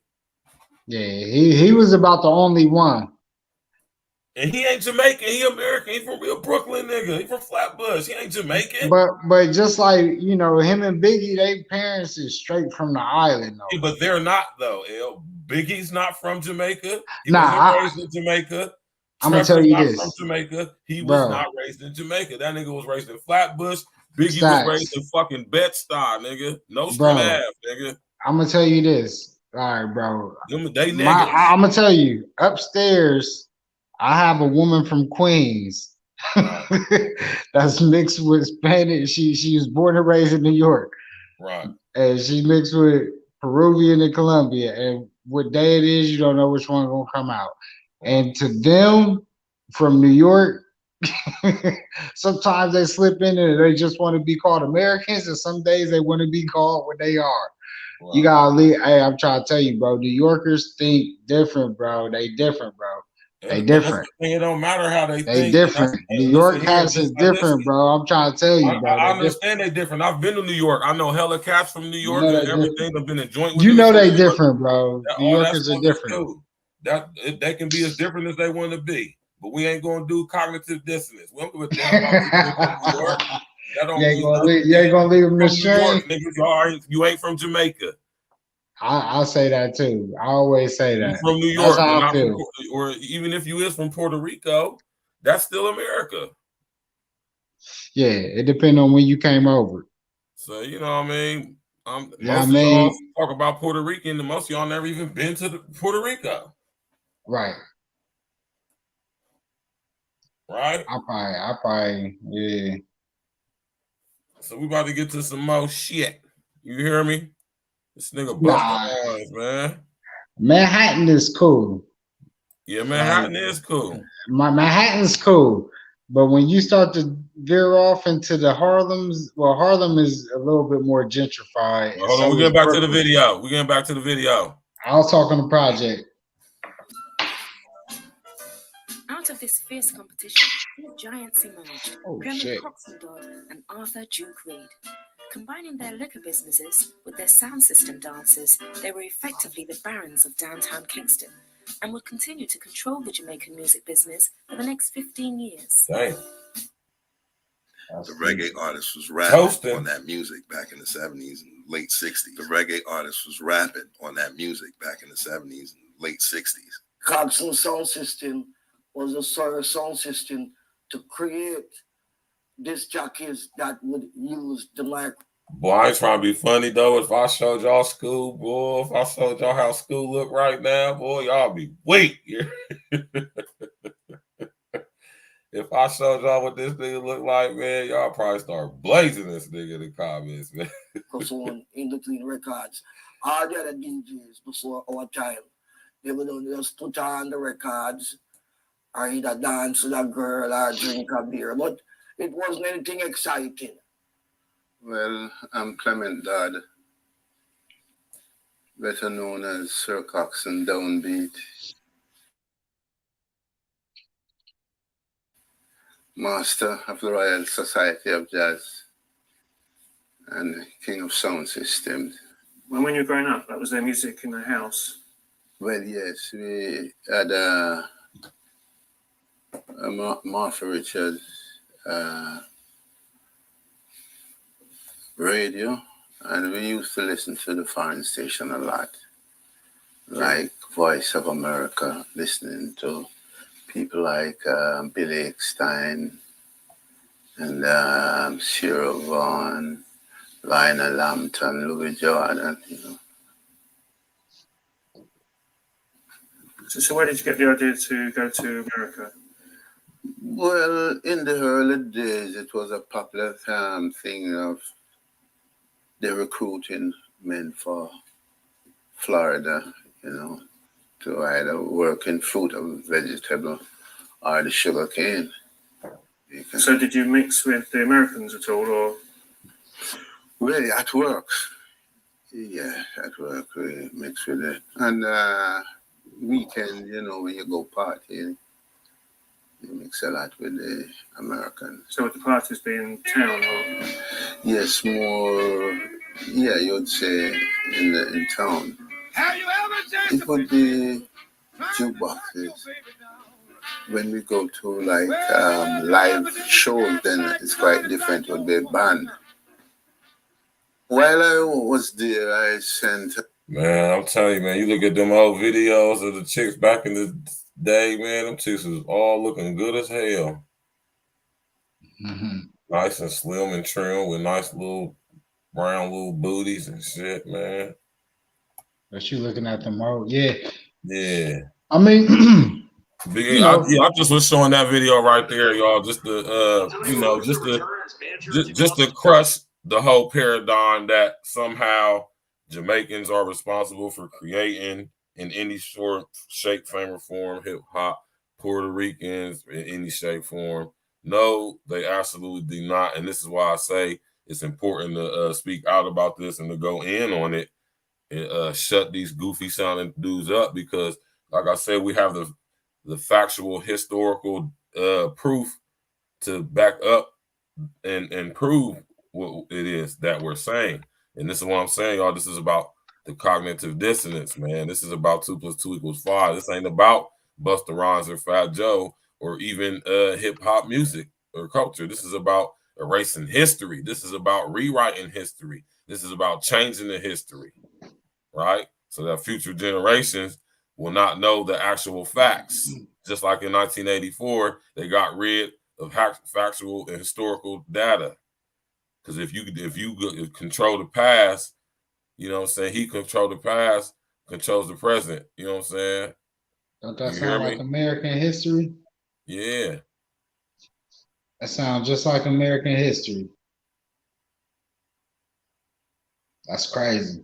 You know what I mean? So y'all gotta think about stuff like that though. So think about it, and like I say, we had that introduction of the FM Mecca character. So 20 years from now, when we have a down there 2 going on 3 down there generations that were all raised on the smart grid. They don't know nothing about how it was before all of this stuff like how we do, right? So if we sit up here and be quiet, next thing you know, they're gonna say AI invented hip hop. They're gonna say the unintelligent artificial intelligence invented hip hop. Who's gonna know 50 years from now? Right. That's why it's important. If you don't see the importance in that, you don't think that's important, you don't find it important, you don't see how it's important, and that's on you. You sit back and watch us do what we do then. Because I refuse to bow down to 2 + 2 is 5. And I've been telling y'all, how long have I been telling y'all that this is where it's going, this shit going to end up coming to? You know what I'm talking about? You know what I'm saying? The freedom to think. You know what I mean? And this is where we at now. Yeah, and I reserve my right as a free thinking man to think whatever the fuck I want to think, man. You hear me? Simply because I can and I choose to, right? I suggest y'all do the same. You hear me? This nigga Busta Rhymes, man. Now, if y'all remember, Busta's off one. He was my definitely brother, off Mr. one, man. Mr. O, what's good, man? Oh my what God. It do? What's happening, Joe? Got my bro, Mr. O, definitely in the building. My Joe, what's good? What happening, Joe? Okay, man. How you doing, brother? Gig, man. What you say there, bro? How you doing, bro? I'm good. I'm good. I went live earlier talking about that PNB Rock situation, man. That was effed up. I'll say it's both their fault. You know what I'm saying? It was his fault putting himself on blast, showing what he was already rocking, going these streets in LA. You know, LA, you know how Red and be talking about how LA and Chicago, they basically do the same thing. Yeah, right. It's hungry vultures out there. Hungry vultures. Dudes that's hungry out here probably ain't eating about what, 3 or 4 days, starving. And here you want to come look like prime rib with that chain on you around your neck, all iced out around your wrist, and you got a bad bitch. You look, these niggas hungry and you looking like a steak meal. Hitting all the check boxes. Yeah, hello, man. Yeah, but, man. And I was. And also, before I want to go ahead and chime in on this Busta Rhymes bullshit too, man. Like, what did in the hell did this man think he could go ahead and say Jamaicans had started hit hot? They even said that they got their style from in my R&B. Right. Here, man. He was definitely off one. And I like heard Busta, from the man. big humble mouth though. I like Busta. You know what? My favorite song to this day is "If You Really Want to Party with Me, Let Me See Is What You Got for Me." Like you could beat that beat on your damn table, and everybody go. The bands used to do it in school and all that shit, man. Every freestyle, if you're a millennial, early millennial that grew up in the late 90s, early 2000s, and you was kicking a freestyle at the lunchroom table or on the block, man, your first bitch you'll think of is. Oh yeah, you already know. That's that joint. Man. That's definitely a fact. I mean, like you said, the link. Hold on, real quick. Hold on. Yeah, I'm about to post it in there. I'm about to drop the link for you, Rick. Here, I got it for him. Look. I'm doing my due diligence out here. This nigga L fried, man. Mr. O in the motherfucking building, man. Hey, it's an epic night tonight. You already know, bro. Thank you for coming in tonight, bro. Thank you so much, bro. Yeah, Mr. O always real talk. You know what I'm saying? When my boy That Boy said another thing. Hey, Mr. O. Hold on real quick. Hold on. Another thing, he wasn't really even a rapper like that. He mostly did R&B singer type shit. So about the tough guy, who you talking about? Busta Rhymes. Oh, bro. He talking about Busta Rhymes. I kind of agree with what he's saying though. He wasn't like a when you think of Busta Rhymes, you don't think of like a rapper. He he the one that brought that animated shit. You know what I'm saying? Even before Redman, he was like a hype man. Animated shit. You know what I'm saying? That nigga Busta Rhymes. I say like this. Animated shit, the silly shit. Nah, Redman, I think was before Busta though. Nah, not on the. No, they were on the same time, not with the imagery and shit though. This nah, I'm talking about as far as the videos and all that stuff. Nah, man. I felt like Redman was popping way before because Redman was as far as an artist though. I'm talking about with the imagery, with the videos and the super animated shit. Like, not Buster was the guy that really. You both right. Y'all both right. But he had the Superman Lover, bro, because Superman Lover was my favorite joint, bro. Yeah, I'm talking about music. I'm talking about visually. Nah, he did. Yeah, he never put out That's the video. What I'm talking about. Y'all both right. Look, Redman and Busta. Now y'all gotta understand. Busta came out with a group called Leaders of the New School. Yeah, that's when he came out in 1990, 91. Same year that okay, Redman, boy. Noble came out. You know what I'm saying? But he was just from the bricks, you know, Jersey in the building, and Busta was signed at the time with Leaders of the New School. He basically was the only one that was going to shine out the group. So he had to do the executive move. He was like, either I stay with them and be lost in the sauce, or I got to go branch out solo. So he went solo. Because I didn't hear about Busta to the scenario joint. Right. To the remix. That's when I first heard. I always say that's the first time I heard Busta.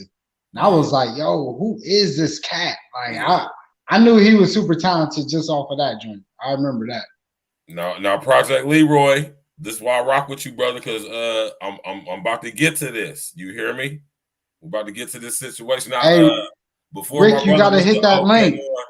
Before my brother Mr. O came on, I was just about to say this though. So this is why I say that's why I rock with all my brothers, because you know what I'm saying.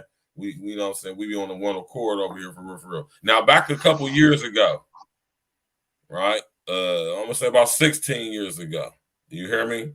Y'all remember what happened with Busta Rhymes about 16 years ago, man? All right, so he was signed with Aftermath, right? He came out with the Big Bang album. I highly recommend. I gotta give him fucking credence. It's like his dopest album to date. 5 mics, bro, easy. And look, and LEE too. That one that came out a couple years ago, phenomenal. I ain't gonna lie, the nigga's a great rapper, but we trying to go ahead and kick off with some bullshit.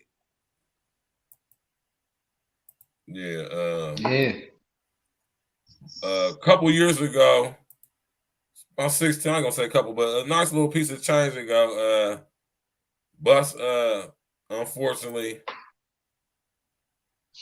you know what I'm saying, this situation right here happened, right?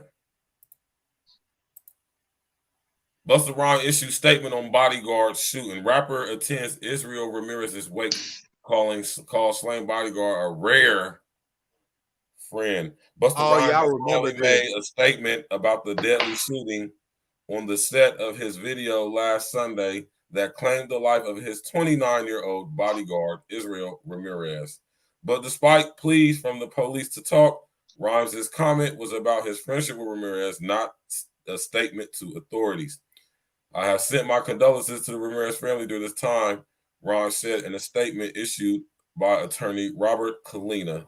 Ramirez who was killed by a single gunshot wound to the chest on the set of the video for Rhymes' remix of his song "Touch It, Bring It, Dump It, Ding It, Dump It, Dip It, Dump, Provide It." Yeah.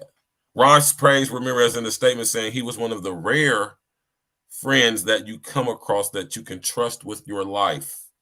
The conversations I've had with Izzy's wife have all been focused on comforting her and helping her get through this. To that end, I've assured her that I will be taking responsibility in making sure that my friend and devoted husband and loving father is laid to rest in a proper fashion. After a family wake was held on Wednesday, Rhymes was one of the guests at a second wake for Ramirez on Thursday in New York. He put out his condolences as that's it, said Alex Acavadia, 34, a friend of Ramirez's. According to the Associated Press, Ramirez's funeral was scheduled for Friday, February 10th. Also in attendance at the wake were other artists who were on the set of the video the night the bodyguard was shot, including Missy Elliott, G-Unit's Tony Yayo, and Lloyd Banks. Police have said that they believe the violence was sparked by an argument between Yayo and rival producer that spilled out onto the street outside the studio.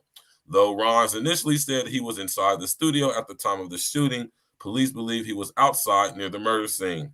Yayo's lawyer told MTV News that his client has not and will not speak to police about the incident. Citing the ongoing investigation, the New York Police Department spokesperson would not confirm whom has spoken to investigators. While Missy Elliott has reportedly given a statement to police, Kalina would not comment on whether Rhymes has been contacted by or interviewed by authorities. Early this week, now this is all when this happened back in 2016, Police Commissioner Raymond Kelly told reporters that Rhymes had not made an effort to help identify the killer. Let's put it like this way. They're not knocking on our door to talk to us, Kelly said of potential witnesses, according to the AP. Police are still seeking to speak to a second bodyguard who may have been involved in the alleged scuffle between Yayo and the producer. The police spokesperson confirmed the authorities are looking over videotape shot on the night of the murder for clues to help identify witnesses or the shooter. If none come forward, Kelly said some of the witnesses may be forced into court to testify. They'll either cooperate or perhaps a grand jury might be necessary, Kelly said. After initially eliciting the anger of the family by not attending Wednesday's wake, Rhymes explained in his statement that he stayed away at first to protect the family's privacy. Out of respect for the family and a desire for and right to privacy during this mourning period, I made the decision to attend Izzy's wake on the second day rather than the first, knowing that my presence on Wednesday would have brought unnecessary immediate attention to a personal and private time of grieving. Ramirez, who was on hand to guide Rhymes' jury during the shoot, was killed in a hail of gunfire that erupted outside the Brooklyn warehouse where the video was being filmed. Ramirez's sister said Rhymes kindly remembered her brother. He was very sincere. He talked about what my brother was like, said Rosie Rodriguez, according to the AP. He said all the beautiful things that we already knew, but he said it in more detail. Imagine that. Ramirez's sister-in-law said the rapper told the family he would make sure the bodyguard's 3 children were taken care of. How many of y'all remember that? I don't. Huh? Hell, you don't remember? I remember it. I remember. That's crazy. Right. That's crazy. Right? I remember the whole thing, man. Now, this is 2006 when Touch It came out. What album was that? I might have heard about it, but I don't remember it. The I Big be lying Bang. to say I remember That it. was the Big Bang Theory. Right? I remember that album. Yes. I remember that song because, you know, I'm a DJ, bro. So, you know, I used to play that joint all the time. Yes. Yeah, Why am I I used bringing to. this up? Why am I bringing this up? I'm bringing this up, right, to just to shine light. You hear me? Shine a little light, you know what I'm saying, on BUSTA and the people he's involved with, right? Now, when you start looking into Busta Rhymes' background, who he's connected to, right? We got to think about people like we got to think about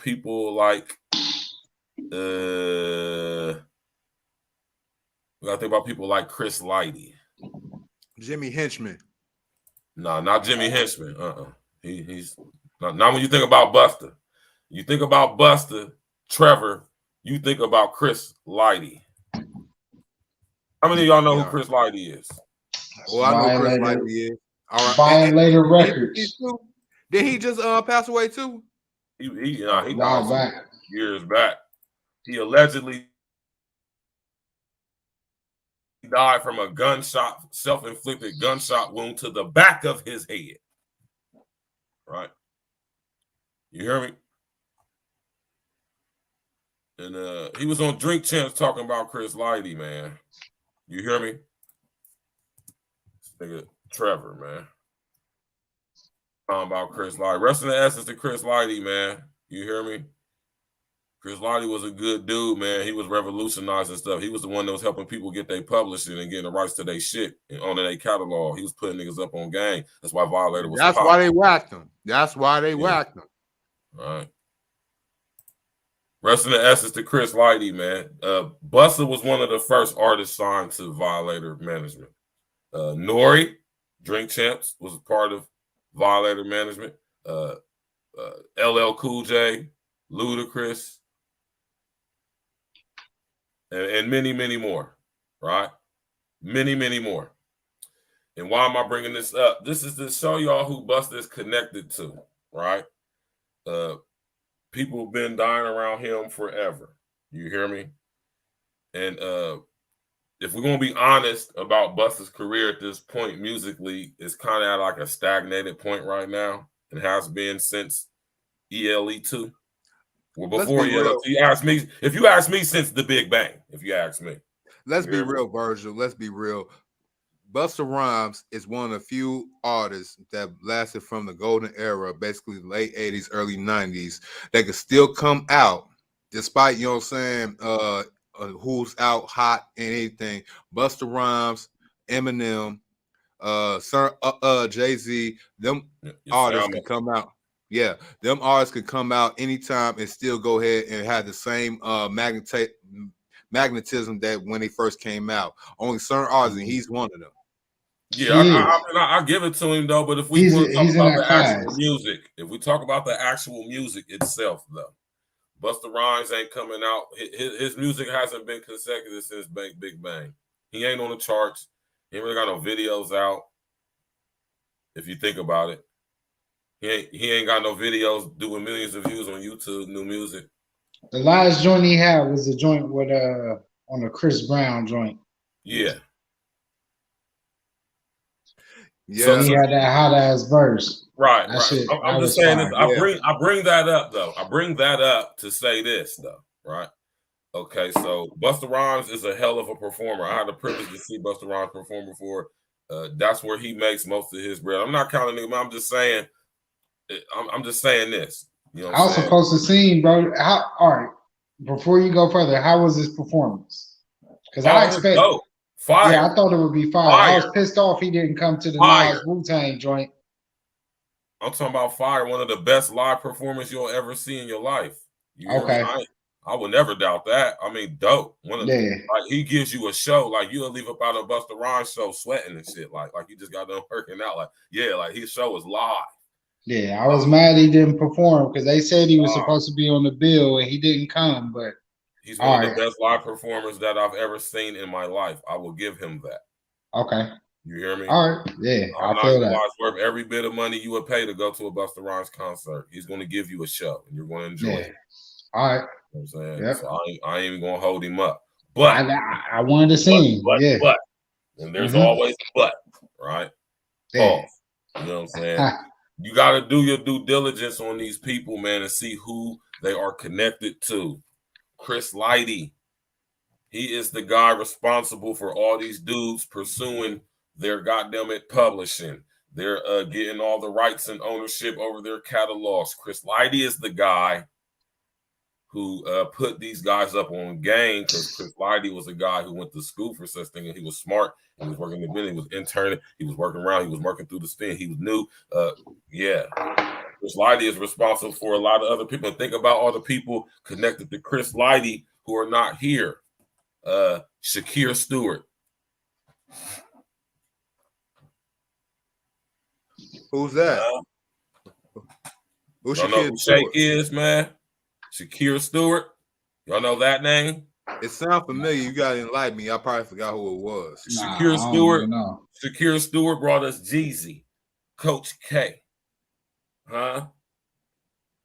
Shakir Stewart down south, Jeezy, Blood Raw, Coach K, and all them guys in Atlanta, Young Jock, all them when Atlanta rappers first started popping. It was it BMF who got Atlanta popping.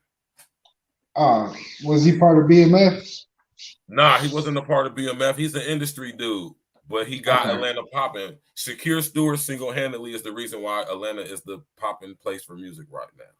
Y'all better do your research on Shakir Stewart. Shakir Shake Stewart is. Okay. And his untimely demise, who pretty much died in the same way that Chris Lighty did.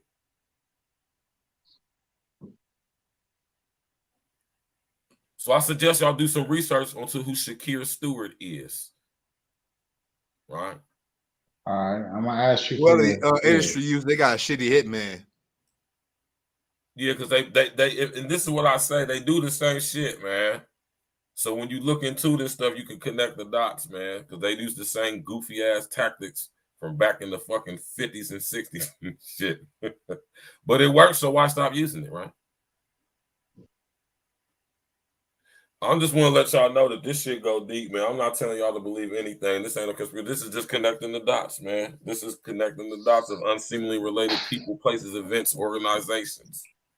Man, you hear me? When they're all connected, though.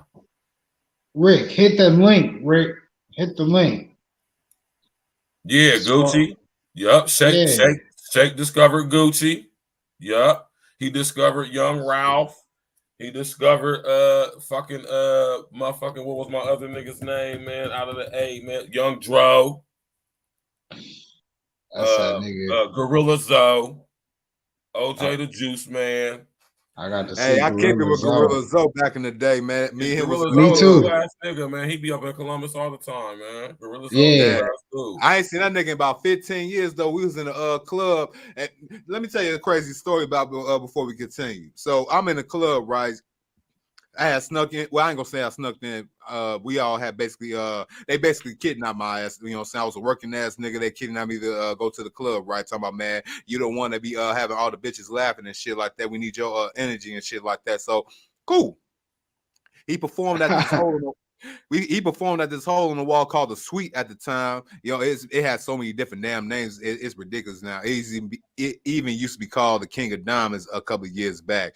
But check this out. I go into the club, and everybody said that Gorilla Zoe supposed to be there and shit like that. But a whole 30 minutes, an hour went by.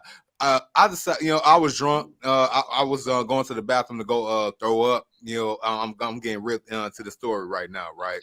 I'm in the bathroom throwing up my fucking guts, and next thing I know, I hear a gang of footsteps. A couple of niggas say, yo, be on the lookout for security. Yo, we about to be in the bathroom. So my ass, I'm like, what the hell they about to do up in this motherfucker? I'm by myself, and I'm up in here throwing my guts up. So I had to pause up the throw up just to see what the hell going on. Then these niggas had turned the lights on. I'm like, oh, hell no, man. So I think I'm about to go ahead, whoop somebody's ass by the time I got the damn stall. And while I came out the stall, right, I seen about 10 swole big ass niggas in the damn bathroom, right, bro? They all had Timbs and Jordans on and shit. And right behind the biggest one, all I heard was a voice talking about, hey, yo, fam, you got a light? I'm like, what the fuck? And I was like, I turned around, it was Gorilla fucking Zoe, bro. This nigga asked me for a fucking lighter because he couldn't smoke in the club, so he dipped off in the damn bathroom and smoked a damn cigarette. Oh shit, that's crazy as hell. That's and it gets better, man. That's how we had it, man. And it gets better though. It gets better. So all my friends and some of my family members, they was looking for my ass because I basically been gone for about 45 minutes to an hour, and they know my mouth. If I go ahead and start getting to with somebody, they all got a ride, and they was like, man, what the fuck this nigga at? Next thing you know, they see me on the stage chilling with this nigga Gorilla Zoe drinking 1800. Nigga gave me half the damn half a G bottle towards the end, and everybody didn't believe me till after the club. The nigga pulled back up and gave me my lighter back because the nigga was about to steal my big. That's a real shit. Hey, you know I'm a Chicago nigga. I'm petty about my lighter. I am too. Oh yeah. My shit back as soon as you get done using that motherfucker, man. We gotta listen to this video with Rob Digger real quick, y'all. Let's go. Fair use. Use my verse as part of it. Was the Touch It remix? Is that where the shooting happened? Yes. Aha. Yes. The video. Yeah. You guys are shooting the music video for Touch It remix. And Lloyd Banks is on that record. So you have G Unit involved in it. Right. Because of that. Right. Was Cassidy on that record? Cassidy was not on. And I'm stopping it just to prove to y'all that Vlad is the fucking police, man. You hear me? I don't even know why. I mean, I know why, but niggas need to stop going on this nigga's platform. He's a culture vulture and he's a snitch. He's a fucking rat bastard, man. I think I'm gonna do a show on Vlad one of these days, man, because people have scathed over him being an ex-employee of the Central Intelligence Agency, but nobody has really done into who he's really connected to. And you know your boy Stacks with the facts. And your Russian small hat, Virg. Yeah, man. Vlad ain't who y'all think he is. Mind you, his name is Vlad. If y'all remember from last night, who did I connect the royal family to? Yeah, the Impaler. Y'all ain't ready for this level type teaching, man. We're gonna get into it one of these days, though. But let's finish listening to this real quick.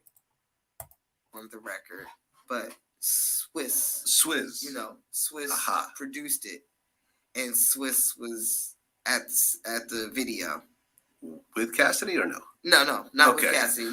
But Cassidy had recently dropped a music video dissing 50 Cent. Right. I remember there was there was there was a guy that kind of looked like 50. Nobody remember. So you see how Vlad be just throwing that information in there. This is how you know that Vlad is connected, man, because he be knowing about shit. You hear me?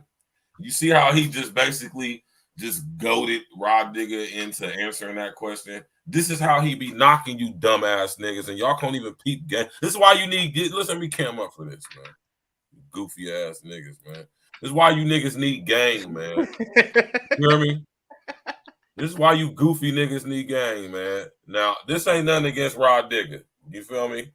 But she's a chick, so it don't even matter though. But you niggas be she's a B-dub that's from Brooklyn. Look, she's a different breed, bro. Okay, well, she's a chick. But what I'm saying is, niggas don't do real ones don't. Our mind work different. You hear me?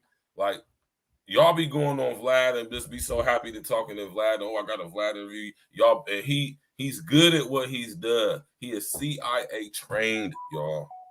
He wasn't just a goddamn analyst for the Central Intelligence Agency. That nigga's a fucking agent, man. And I'm gonna get into that one of these days. If I Agent Provocateur, anybody? I'm a super agent provocateur, and he knows how to ask you questions. He's connected, so he has information. He knows stuff about you. And I know some of y'all. I remember the interview he had with FBG Duck, and FBG Duck was like, "Damn, how you know?" Because he's connected. How else could he know? How else could he know intricate things about your childhood that you never know this nigga to tell me? How else could he fucking know? Right?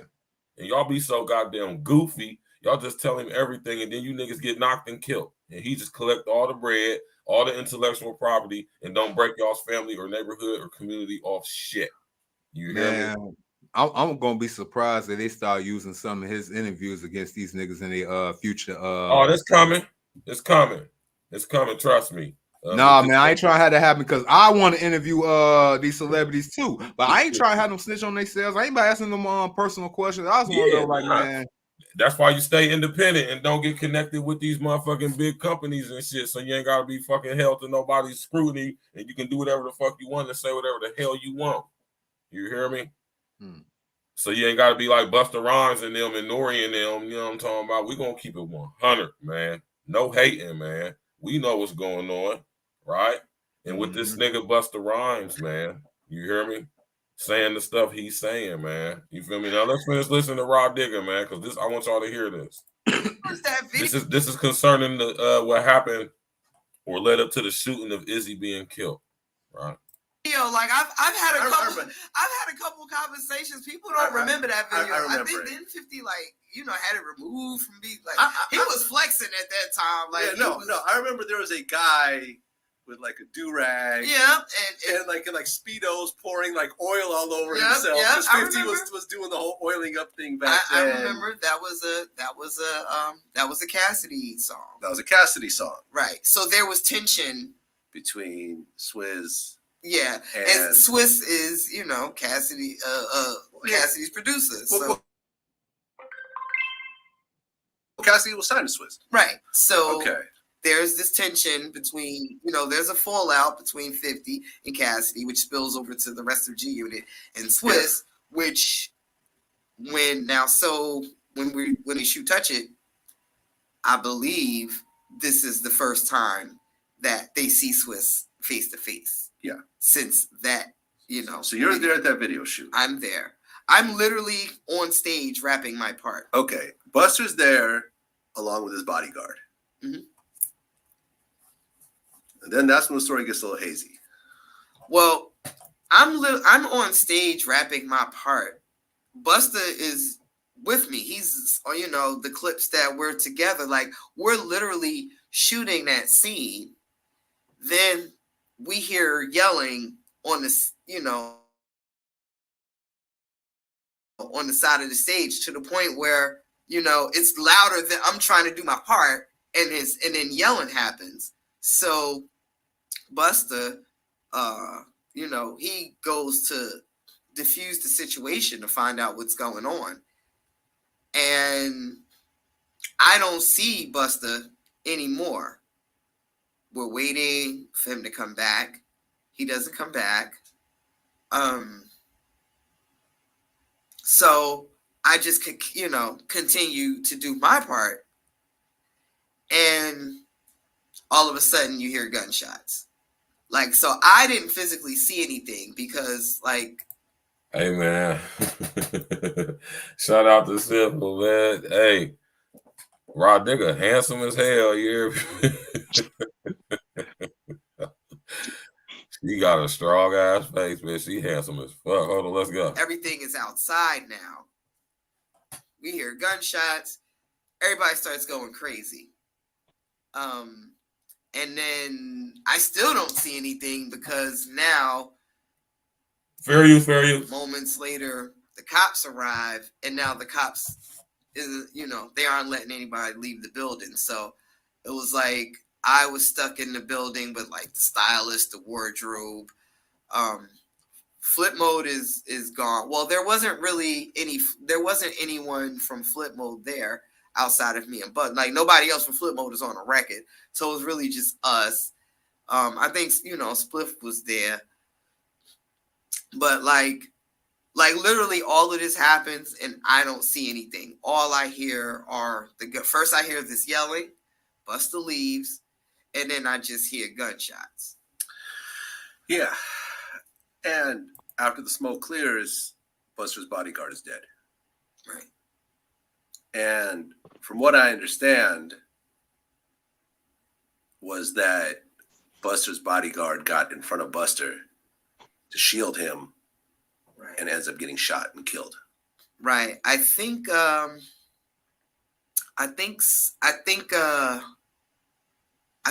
ultimate target was Swiss.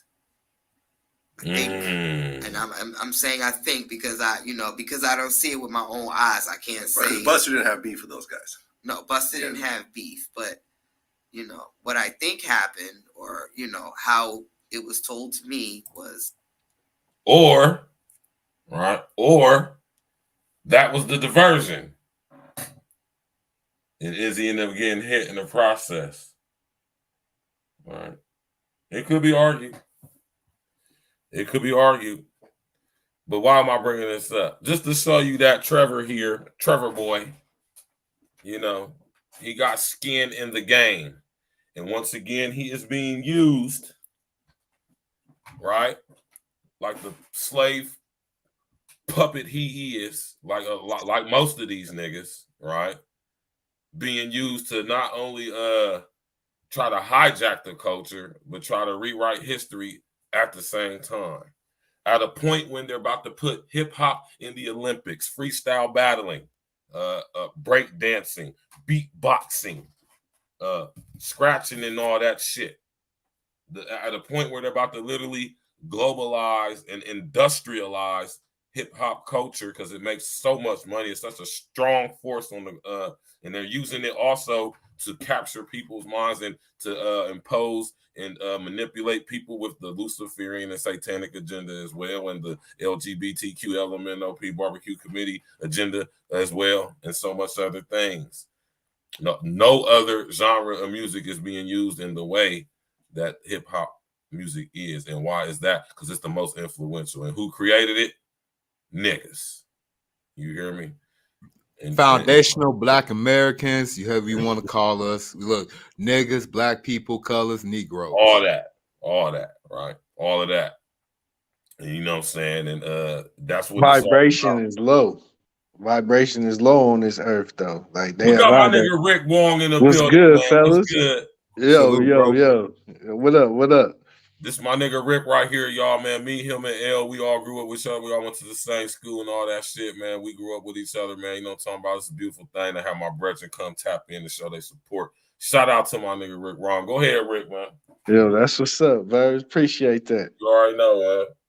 Yo, I just feel like the vibration on earth is very low. Like they used rock music before, now they using rap. Like everything that's happening is supposed to happen. And what's gonna happen for us in the long run, but it's for us to see it. Like shit fucked up. Right. I feel it. I see people, and I just like you see the aggression and anger, and you see demons in some people out here. Right. Like definitely do. You definitely do. Hey, blues. Hey, just to let you know, Rick, blues got so much undertones in it. One of the first blues artists, Robert Johnson. Yo, he got deleted around 27 years old, and they say this blues artist basically sold his soul to the devil to be famous in blues, bro. So you ain't lying. Listen here, I'm gonna tell y'all this, man. And my nigga L and my nigga Rick can definitely attest for this. You feel me? I've My brother. only been telling y'all motherfuckers about this shit since I've been home, man. I'm gonna keep saying that shit too.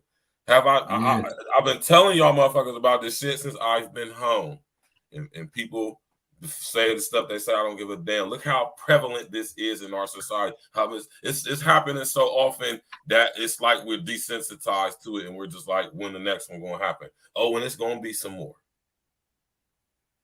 My nigga Kim, that boy said, not vibrations. It's just the demonic energy is intensifying. Exactly. You hear me? And they're using hip hop music and culture to do it. And they're trying to fully hijack it, invade it, assimilate it, and upload it into the Hive Mind Collective.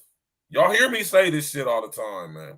It's happening with everything. And no matter what we talk about, this is where we're going to come to right here. I always have these conversations just to put that on display for y'all. So no matter what we talk about, we can talk to these raggedy ass bitches in their nature. You hear me? We could talk about anything we could ever talk about. We could talk about PNB Rock. We could talk about BUSTA Rhymes and his goddamn it, trying to rewrite history, hijacking ass. You hear me? We could talk about literally, and we talk about the Queen Elizabeth and the Windsor or Saxe Coburg Gothas. We can literally talk about anything, and it's all going to be connected, and it's all going to lead back to tapping into what the nature of reality and all that stuff is. Literally everything, and that's what A Real Talk Podcast is here for, and this is why we do what we do over here. Hit that like button, click on the bell, subscribe to the page, share on your social engineering and all of that. Goddamn it, go drink your gallon of water and make sure you go cop 1984 by George Orwell. And you gonna keep on shaming me about that damn water. That's it. I'm gonna go to Amazon, give me one of them gallon things, and I'm gonna put thanks to Virgil. Thanks to fucking Virgil. I'm gonna get that damn gallon thing. But on that note, I'll be right back on just keep it holding down. I gotta go ahead and take care of some security business. You know, it's like I gotta be security around here. Nah, go ahead. Hey, L, I'm gonna bring Rick back up. I don't know if he dropped out or some shit like that. Nah, for real though, real shit though. Yeah, Project yeah, Leroy. my shit fucked up. Here, man. It's real shit. My phone fucked up. But I was saying, like, I feel what he's saying, like, but it's about the vibrations interludes with what he talking about. Because you know, the vibration allows that enemy in, that give him that key. So when he get that key, we already fucked. Because we chase the things that you can dig out the ground. That's real. Yeah. We chase shit that we can go to Africa and get out the ground. I mean, it's crazy what jealousy will breed out to people out here, man. You're right. That shit fucked up though, but that's not understanding the concept and what they make us glorify and make us chase and want in life. Like that paper that you printing, it don't even got nothing back on it, so it don't mean nothing. But that's what we chase. Don't mean nothing. You can barter and trade and get something the same as you can get that dollar though, but will we kill each other over? Something that means morals, nothing. Man. Huge lack of morals, lack of respect, and lack of value for life. And it's a three components that guys like us was raised on. That is it's lacking in our communities right now. I see it. These kids, they don't value life, man. They don't like a lot of them don't have morals. Even when you talk to them, it's like it's no even sense of hope. But it's like where we got to step up as being older gentlemen and understanding where we stand at. I try to talk to the youth when I encounter them. Like I try to make them think of a bigger picture. Like sometimes when I talk to them, but I see like in some of them, nobody ever talked to them like that. Nobody ever told them shit. And I'm like, damn, like that's fucked up. Mr. O, it's hard to do it when they get set in a certain way. Like you gotta kind of get them when they younger. But it's not hard, bro. It's just about the approach with it, because they still listen to you. If you approach them the right way, we can still get through to them. Like but it's hard to get them to follow when they older. That's what I feel like it's harder to get them to follow the code and the new ways. Damn. when they older, I mean, like you said, I could talk to them. Trust me, I know, cause I do that work. I get out there too and talk to them. But I feel like with the younger, like me and Stacks, when the pandemic hit, we had this group that we really talked to called. It was like the town hall meeting. We had people from all different walks of life, from financial advisors to activists, just realtors, just every people from different walks of life just coming together, just putting together just a platform of people to talk things out, to come together with a plan together. And one thing we talked about was this same situation because, it's like, when they hit a certain age, they kind of knee deep. And you may get a couple of them here or there, but it's very hard to hit these ones when they older and they already setting them ways. And it's just unfortunate, man. Like, they gotta want to do it for themselves. It's just a little easier to get them. Like, if we could get them when they like young, before they even hit like that high school range, like, that's where I feel like if anybody starts to really attack a plan, we gotta really start from that. I mean, we definitely could hit everything else in between, but we gotta get this youth, man. This youth, they the next generation. They the ones that's gonna be taking care of us, So we gotta make sure we treat them right, and we get them the right light, because they the ones when we about to go, they gonna be the ones taking care of us. So we gotta really get with them, man. We gotta get with them for real. That's a fact. That's a fact. And it's got to be the younger ones, man. It's the younger ones. The ones that's like kind of older, man. And I feel like, yeah, the platform is made for everybody. I mean, you could be 40 years old, just changing your life, getting right, and that's what it's for. But I know that when we really dig into the real root of what we're gonna have to do to make the real change, like a lot of ones that's older, like it's gonna be a couple that's gonna see the light. It's gonna be a lot that's gonna fall off. And I'm just going off of what I see. Like the way it is right now, they different than us, man. It's a different breed. It's Shout really out to different. Nubian DNA in the building. Yes. Nubian DNA in the building. What's good? I ain't never Peace, seen love, and Nubian blessings. DNA in the building before. So shout out to Yeah. Nubian DNA in the building. Peace, love, and blessings. Yeah. So, I just feel like to get to the younger, the youth, they're gonna be the ones that could be the target audience for us to really make the change, like for the future, Right. Like that's the ones we gotta really target market this to really make sure that they get the message and they see the growth and the light at the end of the tunnel. And we gotta get them while they right there, And this is the knowledge that they gotta get. They gotta go and talk to guys like, Virgil, Project Leroy, Mr. O, Rick, you were the type guy, people that, these kids need to talk to. I watch these channels and it's a lot of great information out here that people need to learn. Right. So we all got to come together and really just understand that it's really about the youth and getting them. Like, we could acquire all this knowledge we want ourselves, but we're just as selfish as anybody that tries to hold us back if we don't try to do anything to give the same knowledge to the people that need it most. You got to really think about it, and that's really connecting. Let me say that one more time.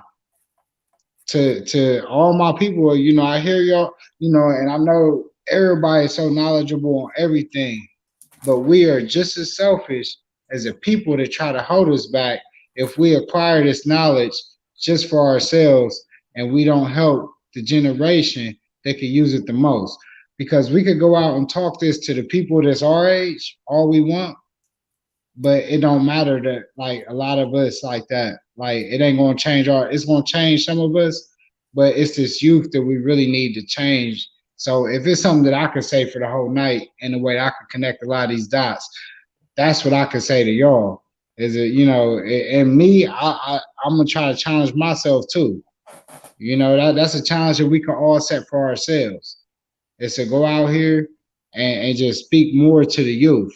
Whatever we do to talk about what we talked about all night, like even from the creation to all this stuff that we talked about, genres and all this, we need to make sure that what we do to connect all of us together more at the end of the day, it comes with, like you said, Project Leroy. Early and often, reach one, teach one. Always start with one. And that's what it started with. Having that conversation with one person, a youth, and just trying to guide them and at least give them some light. Like at least that's what you could do. Give them light. And that's what I could say to that. You know what I mean? Nubian DNA, what's up? What's up? Thank you for coming in tonight. Peace, love, and blessings. This is a good night tonight. Yeah, it is, man. You know what I'm talking about? And I think it's very important to have this discussion. I don't want everybody to think that this show was a show aimed at, ridiculing or trying to make a mockery of old Trevor Smith Jr., right? But in order to get to where we end up coming to, we have to lay foundation, man.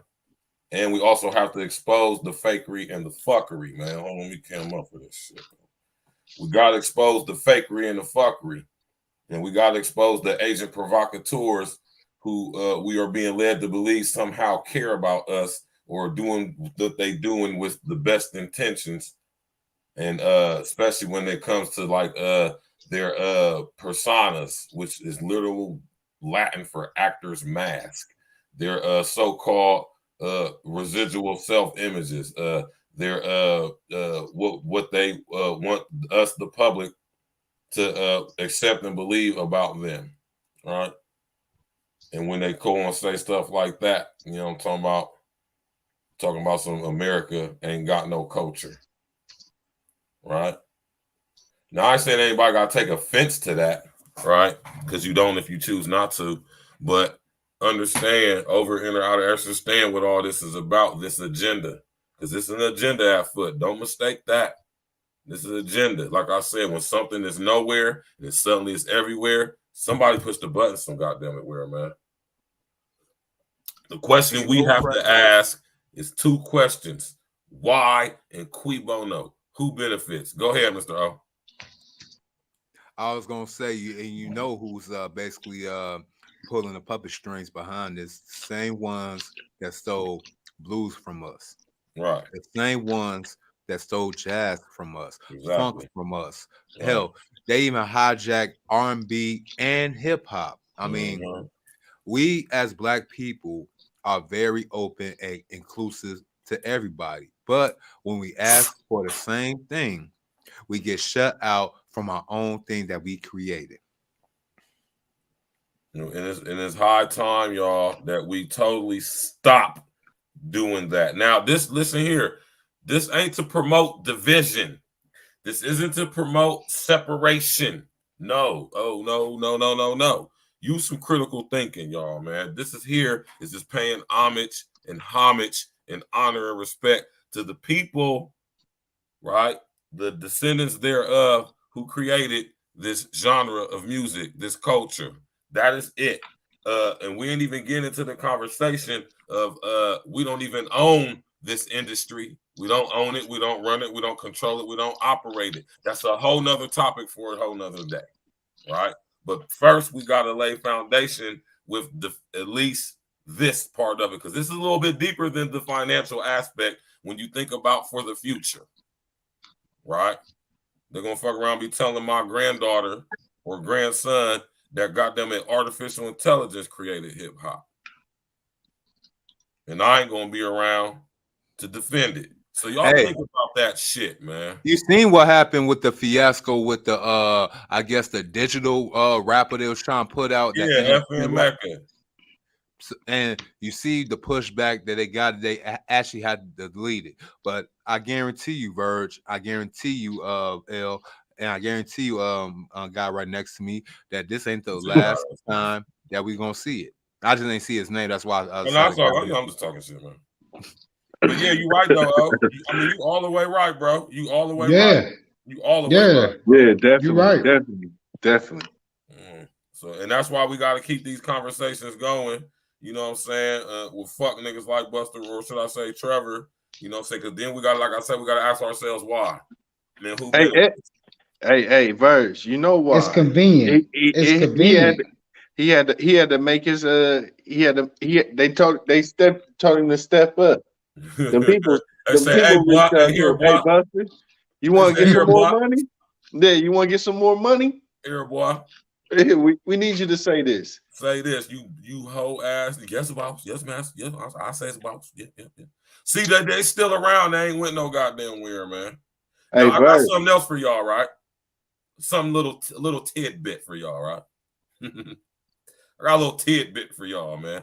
And I always bring this up, y'all, just to show y'all how connected this stuff is and how this go, to show y'all how deep these organizations, like I say, seemingly unrelated organizations, people, places, events, right? We have to be able to connect the dots. Humanity's taught us that it's all related. And you see what my man Rick just said? Humanity taught us that it's all related. Well, they was teaching us about they was teaching about history, and we was learning about Shakespeare at the same time. Right. You hear me? So we all went to school with each other. Me, Rick, L, my nigga Court. You know what I'm talking about? We all went to school, and we got taught humanities, and we had Socratic seminars. Mr. Snyder, shouts out to Mr. Snyder, taught me deductive reasoning, critical thinking, process of elimination. He taught me the scientific method. Talk to him. Man, I ain't learned that shit my first year of junior college, bro. You understand what I said? I learned this in the ninth grade. We learned this shit in the ninth grade. You hear me? Chicago public school system. Let me tell y'all, gentlemen, something. The Chicago public school system up until 2006, but now they went back and diverted back to their original programming. Really didn't teach us shit. Hell, even I am knock on me. Even I was in the National Honor Society, A and B honor roll student. But after school, I was in the streets with my woes doing the same gully shit that we are known on these Chicago. That's okay. That's okay. It's about survival, and you still smart. So that provides you two keys. You know what I'm saying? So that's okay. It's preferably for you to be book smart and street smart. That makes you more dangerous. Yeah, to but them. I only became that makes you more dangerous to them. So you're more of a target. Look, the reason why I had no choice. Look, I had an old father at home. It's cool, look, it's good though. It's good to a degree, but my father, he's a civil. I love my father. I honor my father. You know, I got to keep the commandments. You know what I'm saying? But at the same time, my dad is a civil rights pookie. Do you understand why I had to go through? He basically trying to teach me right because he couldn't do the old shit when he did in his younger days. He's trying to paint a perfect picture, like, well, you know, this how things supposed to be and all that bullshit. Nah, nigga, tell me what you told. Yeah, tell me. But don't blame your father in that sense, because that's all that was given to him. That was something that was conditioned in his mind to feel like he made it in life, was for them to accept him. But that was conditioned breaking for up, Rick, man. You need to get your signal right. Man, they fucking my signal up. Yeah, you sound good now. Nah, the only thing is, I was mad at he didn't teach me the damn game. I look, my pops is a dirty dick Rodney. It is what it is. I was trying to learn the game from him. I was like, man, teach me the game, Ghost. I had to learn that shit the hard way. He trying to be all moral oral, not in his old age, trying to act like he's happy. What's the thing? Oh, sweet man. I'm like, man, I ain't trying to hear that, man. Teach me what you was doing out here in these streets in the 50s, 60s, and 70s, man. Stop it. But it wasn't for him to teach you that. It was for his survival in life, to afford for you not to have to see that part of life. Because when you see that part of life, it changes you. Virgil know that. You know I know that shit, my nigga. I'm telling And you right I'm just talking like I don't know no parts of that, but I'm just saying, like, he don't want his son to go through that. He don't want his son to have to turn into that part of him. Right. So he ain't gonna show you that. And that's a good thing. Right. He don't want to show you that. At the same time, now this same I understand that you went through life and you experienced it on your own, but he didn't want to be that vessel to provide you and give you that he didn't want to corrupt negative energy.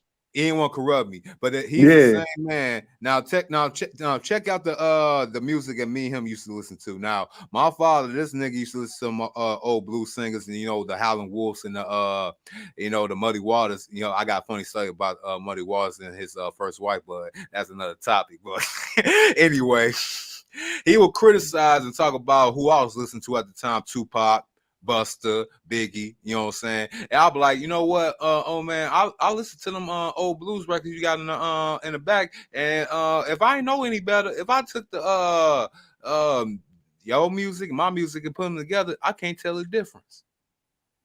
As far as what they were actually talking about in coded language. That's what you're saying? Language. Look, do you want me to tell you about them blues artists from back in the days? Look, you think these rappers out here killing each other, man? Them blues artists was out there whacking each other, bro. You seen Cadillac Records? You seen how Lil Walter was? That's how majority of them was, even here in Chicago, bro. So I ain't trying to hear that shit. Mm-hmm. Yeah, y'all, man. We about to wrap this thing up here, man. You know what I'm saying?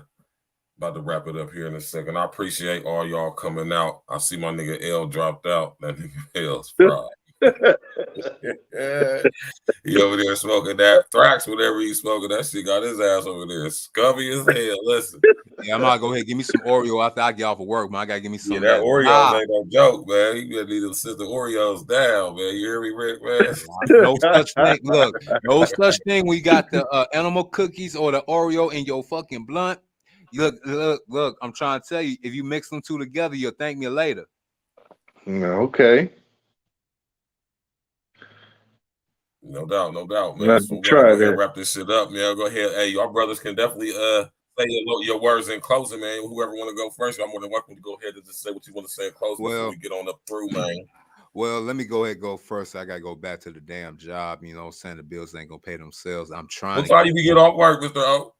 Man, I be getting off at work at 11, man. Then I gotta hop on this damn train to the Yellow Brick Road to Inglewood, man. You know what I'm saying? Got going to train with these crazy characters and shit like that. But for some reason, nobody wants to bother a well-dressed dude in a suit and a book bag on the damn train going to Inglewood and walking through the neighborhood at night for some reason. But they will, I shit you not, Virg. I literally seen niggas actually pick somebody out of the crowd and beat their ass when I get off the train. They see me and they just kept on beating his ass. And I kept on walking. My nigga Rick just dropped out. Rick, funny ass nigga, man. My nigga Rick just dropped out. But now, but go ahead. You know what I'm saying, Mr. O, man, in closing, man. Hey, I was gonna ask you. We still on for tomorrow about the man. Look, I just really you told the hey, hold on, Mr. This nigga Uncle Diggity said, nigga, you might be the equalizer. The nigga Project Leroy said the L train for Mr. O, man. Yeah, man, but though, for real though, Virgil, I had just did some lightweight research on this Safety Act they trying to introduce to my city. Now, didn't I tell you though, bro? When I called into Red Show many months ago, since I've been calling to the show, I told you that this might happen, and my city was gonna be the first one to pull it. Didn't I say that? I knew it when they first played that TV show called. No, I knew it when they had that movie with Nick Cannon in it called Chirac. When Chirac came out, that's when I knew right then and there. According to my other research that I know about y'all city, I said they got something special planned for Chicago, man. Yeah, right?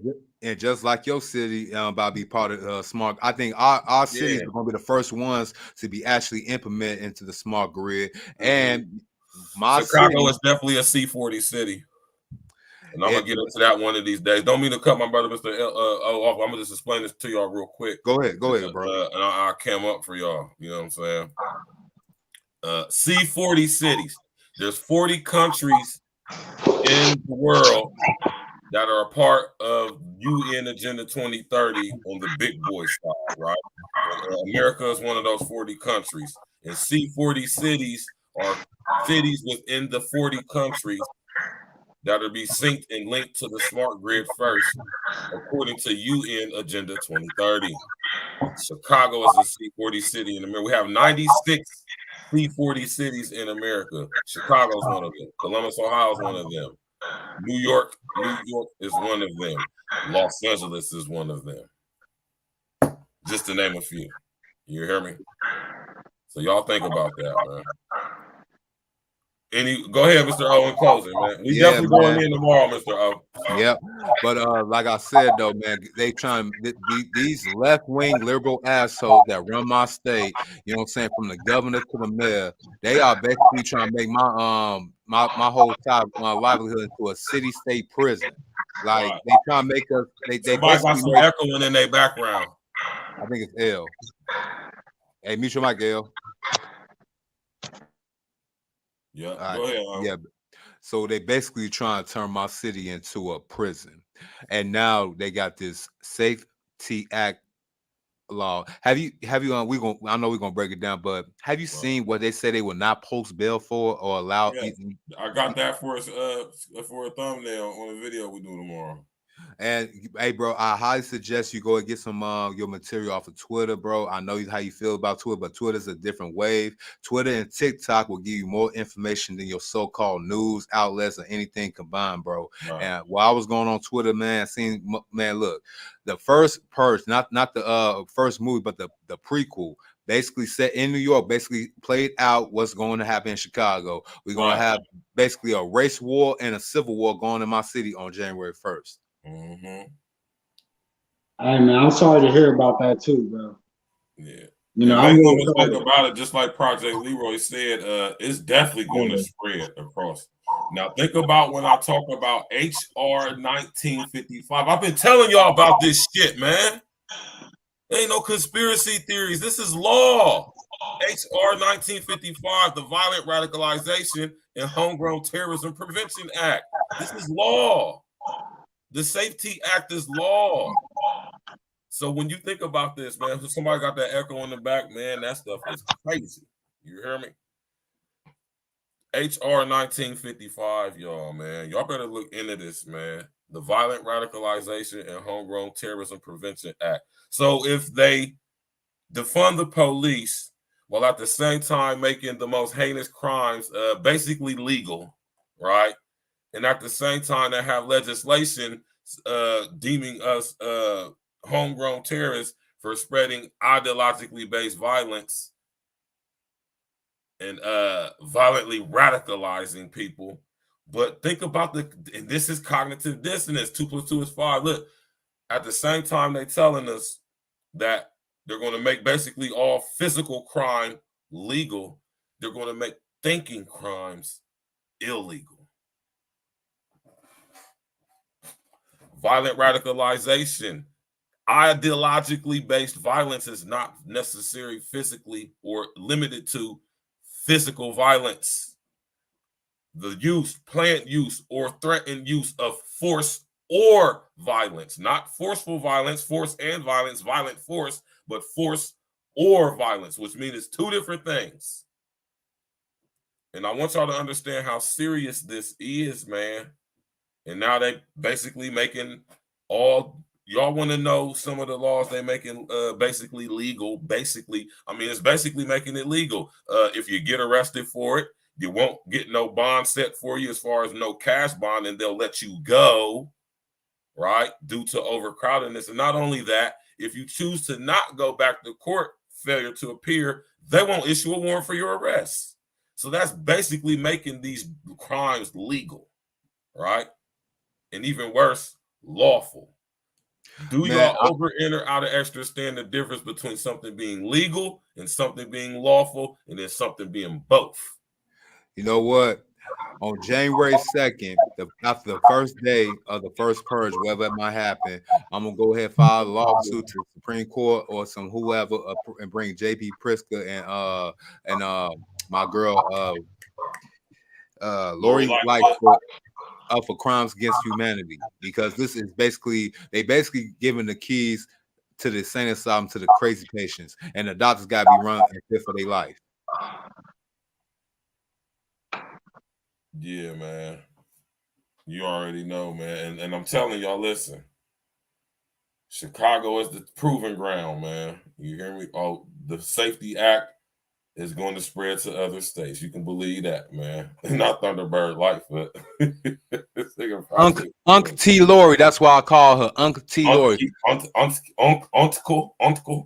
Yeah, Uncle Lori Lightfoot. Hey, y'all remember the movie Baby Kids? Remember Robin Harris when he first got into the bar and the drunk dude that was sitting right next to him, and when he fell out, he had turned into him. Look, that's her. Look dead that's on her. that motherfucker. Oh shit! Damn. Yeah, that's my movie too. You know who I'm talking about. That's her, Yeah, bro. I know exactly what you're talking about. That's definitely Lori Lightfoot, y'all. But yeah, though, y'all, man, y'all see how we started off talking about Busta Rhymes, Trevor Smith Jr.'s ass, and now we up to where we talking about now. You hear me? So basically, man, we not about to let them rewrite history. We definitely ain't letting them hijack our culture. And once we defend that and get that stamped out and get this cognitive dissonance 2 + 2 5 situation with that, then we can get on to the real big situation, the money. You hear me? Now we getting into HR 1955. And I want y'all to be able to connect the dots on that, man. Understand and see and recognize how while they are excusing physical violence, they are making even more illegal, even more stricter punishment for thought crimes. With HR 19, I want y'all to understand that HR 1955 is not necessarily about physical crime or physical violence. It's about mental violence, expressing your thoughts, the use, planned use, or threatened use of force or violence. Force, a definition of force is mental or moral strength, the ability to inspire or influence somebody to do something. This is what can be considered force, right? You could be considered spreading ideologically based violence, or be a homegrown terrorist, or be provoking people to do violent radicalization by what you saying through your mouth, by just simply getting somebody to think different about something. I want y'all to understand this is how broad these definitions are. I want y'all to understand what that means and what that is implying, what the implications of that is. All right. This fuck nigga Busta Rhymes talking this shit. He talking this old memory hole 1984 George Orwell Ministry of Truth bullshit he talking about. Him and Joseph Cartagena, Cartagena looking ass boy. Man. Yeah, man. So, man, we about to get up out of here. Y'all, I'm gonna leave y'all with some tunes as usual, man. Mr. O, my Joe from Chicago. Make sure y'all go over to my brother's page right now. Subscribe to his goddamn page. Hey, yo, check out my not my PNB Rock stream, but my other stream I did before that one. I was talking about this soft girl era, and I did a video breakdown of a Revolt interview. They was talking about misandry versus misogyny. Man, you gotta listen to it, bro. It was crazy. I listened to it. I was at the gym today. That shit had me fucking crying, man. Man, you heard, man. A pimp is a financial advisor. A pimp is a feminist. Like, man, shut the fuck up, man. This is the reason. This is what I'm talking about right here, man. That's the shit we talk about right there. That shit. That is cognitive dissonance shit right there. That is fucking new speak. This is new think. I want y'all to understand this is why I keep telling y'all to fucking read 1984, man. Hey, man, did you hear what Shorty said though about the Bible? Did you hear what Shorty said about Adam? She said, did he come out of an apple? I was like, I'm done. And Diddy actually got these people on his show to do his podcast. Yo, Diddy, again, if you hear my voice, man, you got the same B-Day. You know what I'm saying? Look, I can make your YouTube career famous, man. Just put your fuck faith in shit. Yeah, them niggas ain't gonna do that. Yeah, double speak, Blade Monger. Yes, double speak. Yes. Wow. Yes. They had a motherfucking pimp as a financial advisor. All right, then. Oh man, we're gonna get it in tomorrow, man. You make sure you tap in. And a manager, bro. A financial advisor, a manager, and there was something else one of them strikes there on the damn thing. And the Simp Goof Gilligan's on there, man. They ain't even making no damn better. What about this though? Old girl said that a woman can train a man for how she wanted him to. bro, you heard him say like, "Oh yeah, my wife run things in the house." So I was like, "Bro, you actually said that." Ass niggas, man. I swear, but I'm gone, Virg. I'm gone, L. Y'all go ahead and do y'all. You know what I'm saying? My Ohio players. You know what I'm saying? We get it in tomorrow, Joe. So make sure you tap in. We going in, man. All right, around 8 o'clock, I'll go on lunch around 8:30. I'm gonna try to be on there for about at least 45 minutes to an hour so we could cook. You already know, my nigga. All right, I'm tapping in. Yes, sir. All right, yeah. So we about to shut this damn thing down, man. You know what I'm talking about? Appreciate everybody for coming out. Y'all listen here, man. Peace, love, and blessings. You already know this in here, y'all, man. You gone, L? Hey, I just posted a link for a performance. So whenever y'all get a chance, I don't know, Stacks, if you want to play it at the end to let it ride out, you can do that. But it's a performance in Cleveland will be opened up for Bone Thugs and Harmony. If y'all ever, you know what I mean, know anything about Ohio music, I'm sure y'all know about the Legends. Dope performance. Yeah. So, if anything for tonight, if I could leave my last words, I just want to say, you know what I mean, first off, thank you for coming out. But yeah, I mean, at the end of the day, Busta Rhymes, he should have left it at the difference or breaking down more of what he was talking about, because what he said, the way it came out, the way he said it, just ain't sound right. We already know where the origins come from, so there's no need to even really address that. We're gonna leave it at that. You know what I mean? You know where hip hop come from, where it originate from. Now it might have been people that contributed, and that's what we gotta separate the conversation from. Contributed and creation, two totally different conversations. I don't want people to get confused, and I think that's what happens. So, at the end of the day, you know what I mean? Just make sure y'all keep that shit separate when we discussing who created hip hop or whatever genres you're talking about, because that can confuse a lot of people. And I think that's what this is. Maybe a twist on wordplay to confuse people and make people think differently. But we gotta be real with it. We know where it come from. That's and a fact. we're gonna leave it. Man. You already know. All right, brother. Come on. Yeah, so y'all already know what it is, man. Thanks everybody for coming out. Like I said, man, appreciate y'all coming out. Hit that like button on the way out. Click on the bell, subscribe to the page and all of that. Share on your social engineering and all of that. Tell people to come on in, man. We had a couple few people come in the show tonight. That's beautiful. Y'all motherfuckers, y'all spread the word, man. We going in over here at A Real Talk Podcast. Shout out to my brother Red Supreme TV1. Go subscribe to him right now. Tell him Stacks with the Facts sent you. Go over there to Mr. O with the info. Subscribe to him. You know what I'm saying? Tell him Stacks with the Facts sent you, all of that. Of course, my girl Shantastic Trill TV. Go subscribe to her as well. You hear me? Y'all heard what Mim Gardner on Wallace said, beware of the ideological subversion. Yes.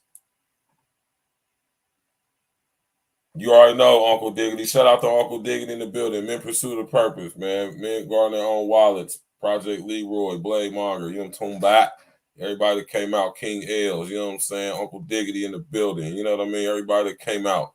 Nubian DNA came through, who a new person, you know what I'm talking about? My homie Cam That Boy, my brother Rick Wong came through, my nephew came through, man.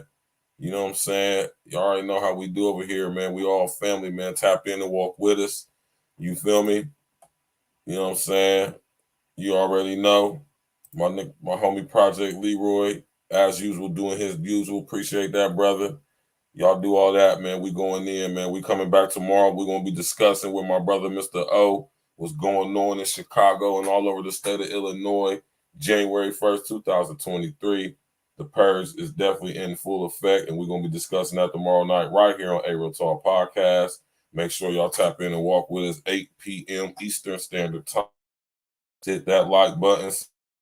Sharing your social engineer, click on the subscribe bell and all of that. I'm going to leave y'all with some E&E tunes. And I just think that the conversation where it led to towards the end of the show, you know what I'm saying? It's only right that we play this song right here, though, man. So y'all know, you know what I'm saying? Hit that like button on the way out, y'all. Appreciate y'all coming out and all of that. Here we go. Let's go. Tomorrow night, we getting it in, man. Let's go.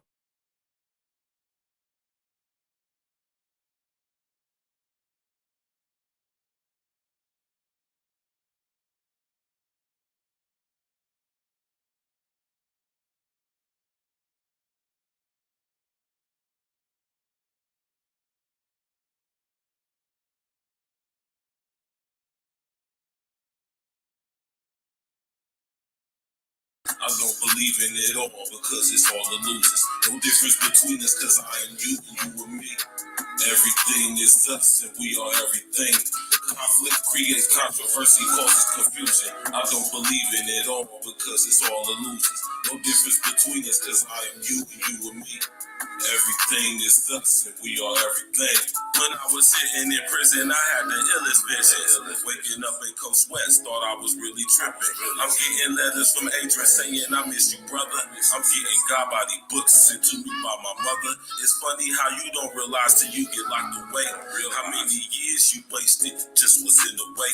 Many you call, only a few get chosen though. The smart grid is now here, but it ain't over though.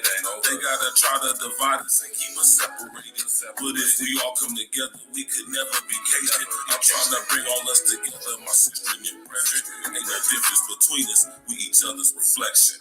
Conflict creates controversy, causes confusion. I don't believe in it all because it's all illusions. No difference between us because I am you and you and me. Everything is us and we are everything. Conflict creates controversy, causes confusion. I don't believe in it all because it's all illusions. No difference between us because I am you and you and me. Everything is us and we are everything. UN Agenda 2030 is right in our face. Coronavirus got us all with masks on our face. We get a losing of choice from public politicians. And the black bootleg, they control our position. You know they give us our leaders, tell us to follow them. They separate and divide us because it profits them. I'm an action resilient plans and weaponized weapon. They playing us like a hawk, and we should all know better. GMO foods and you know they put poison in our water. The prison system take fathers away from sons and daughters. I'm trying to clear out a path that lead us from the slaughter. I don't just do it for me, I do this shit for all us. Conflict creates controversy, causes confusion. I don't believe in it all because it's all illusions. No difference between us because I'm you and you and me. Everything is us and we are everything. Conflict creates controversy, causes confusion. I don't believe in it all because it's all illusions. No difference between us because I am you and you and me. Everything is us and we are everything. Everything. Stacks with the facts. E&E. 2020 takeover. The real contender. Realize that we are all one. I'm a reflection of you. You a reflection of me. We are a reflection of we.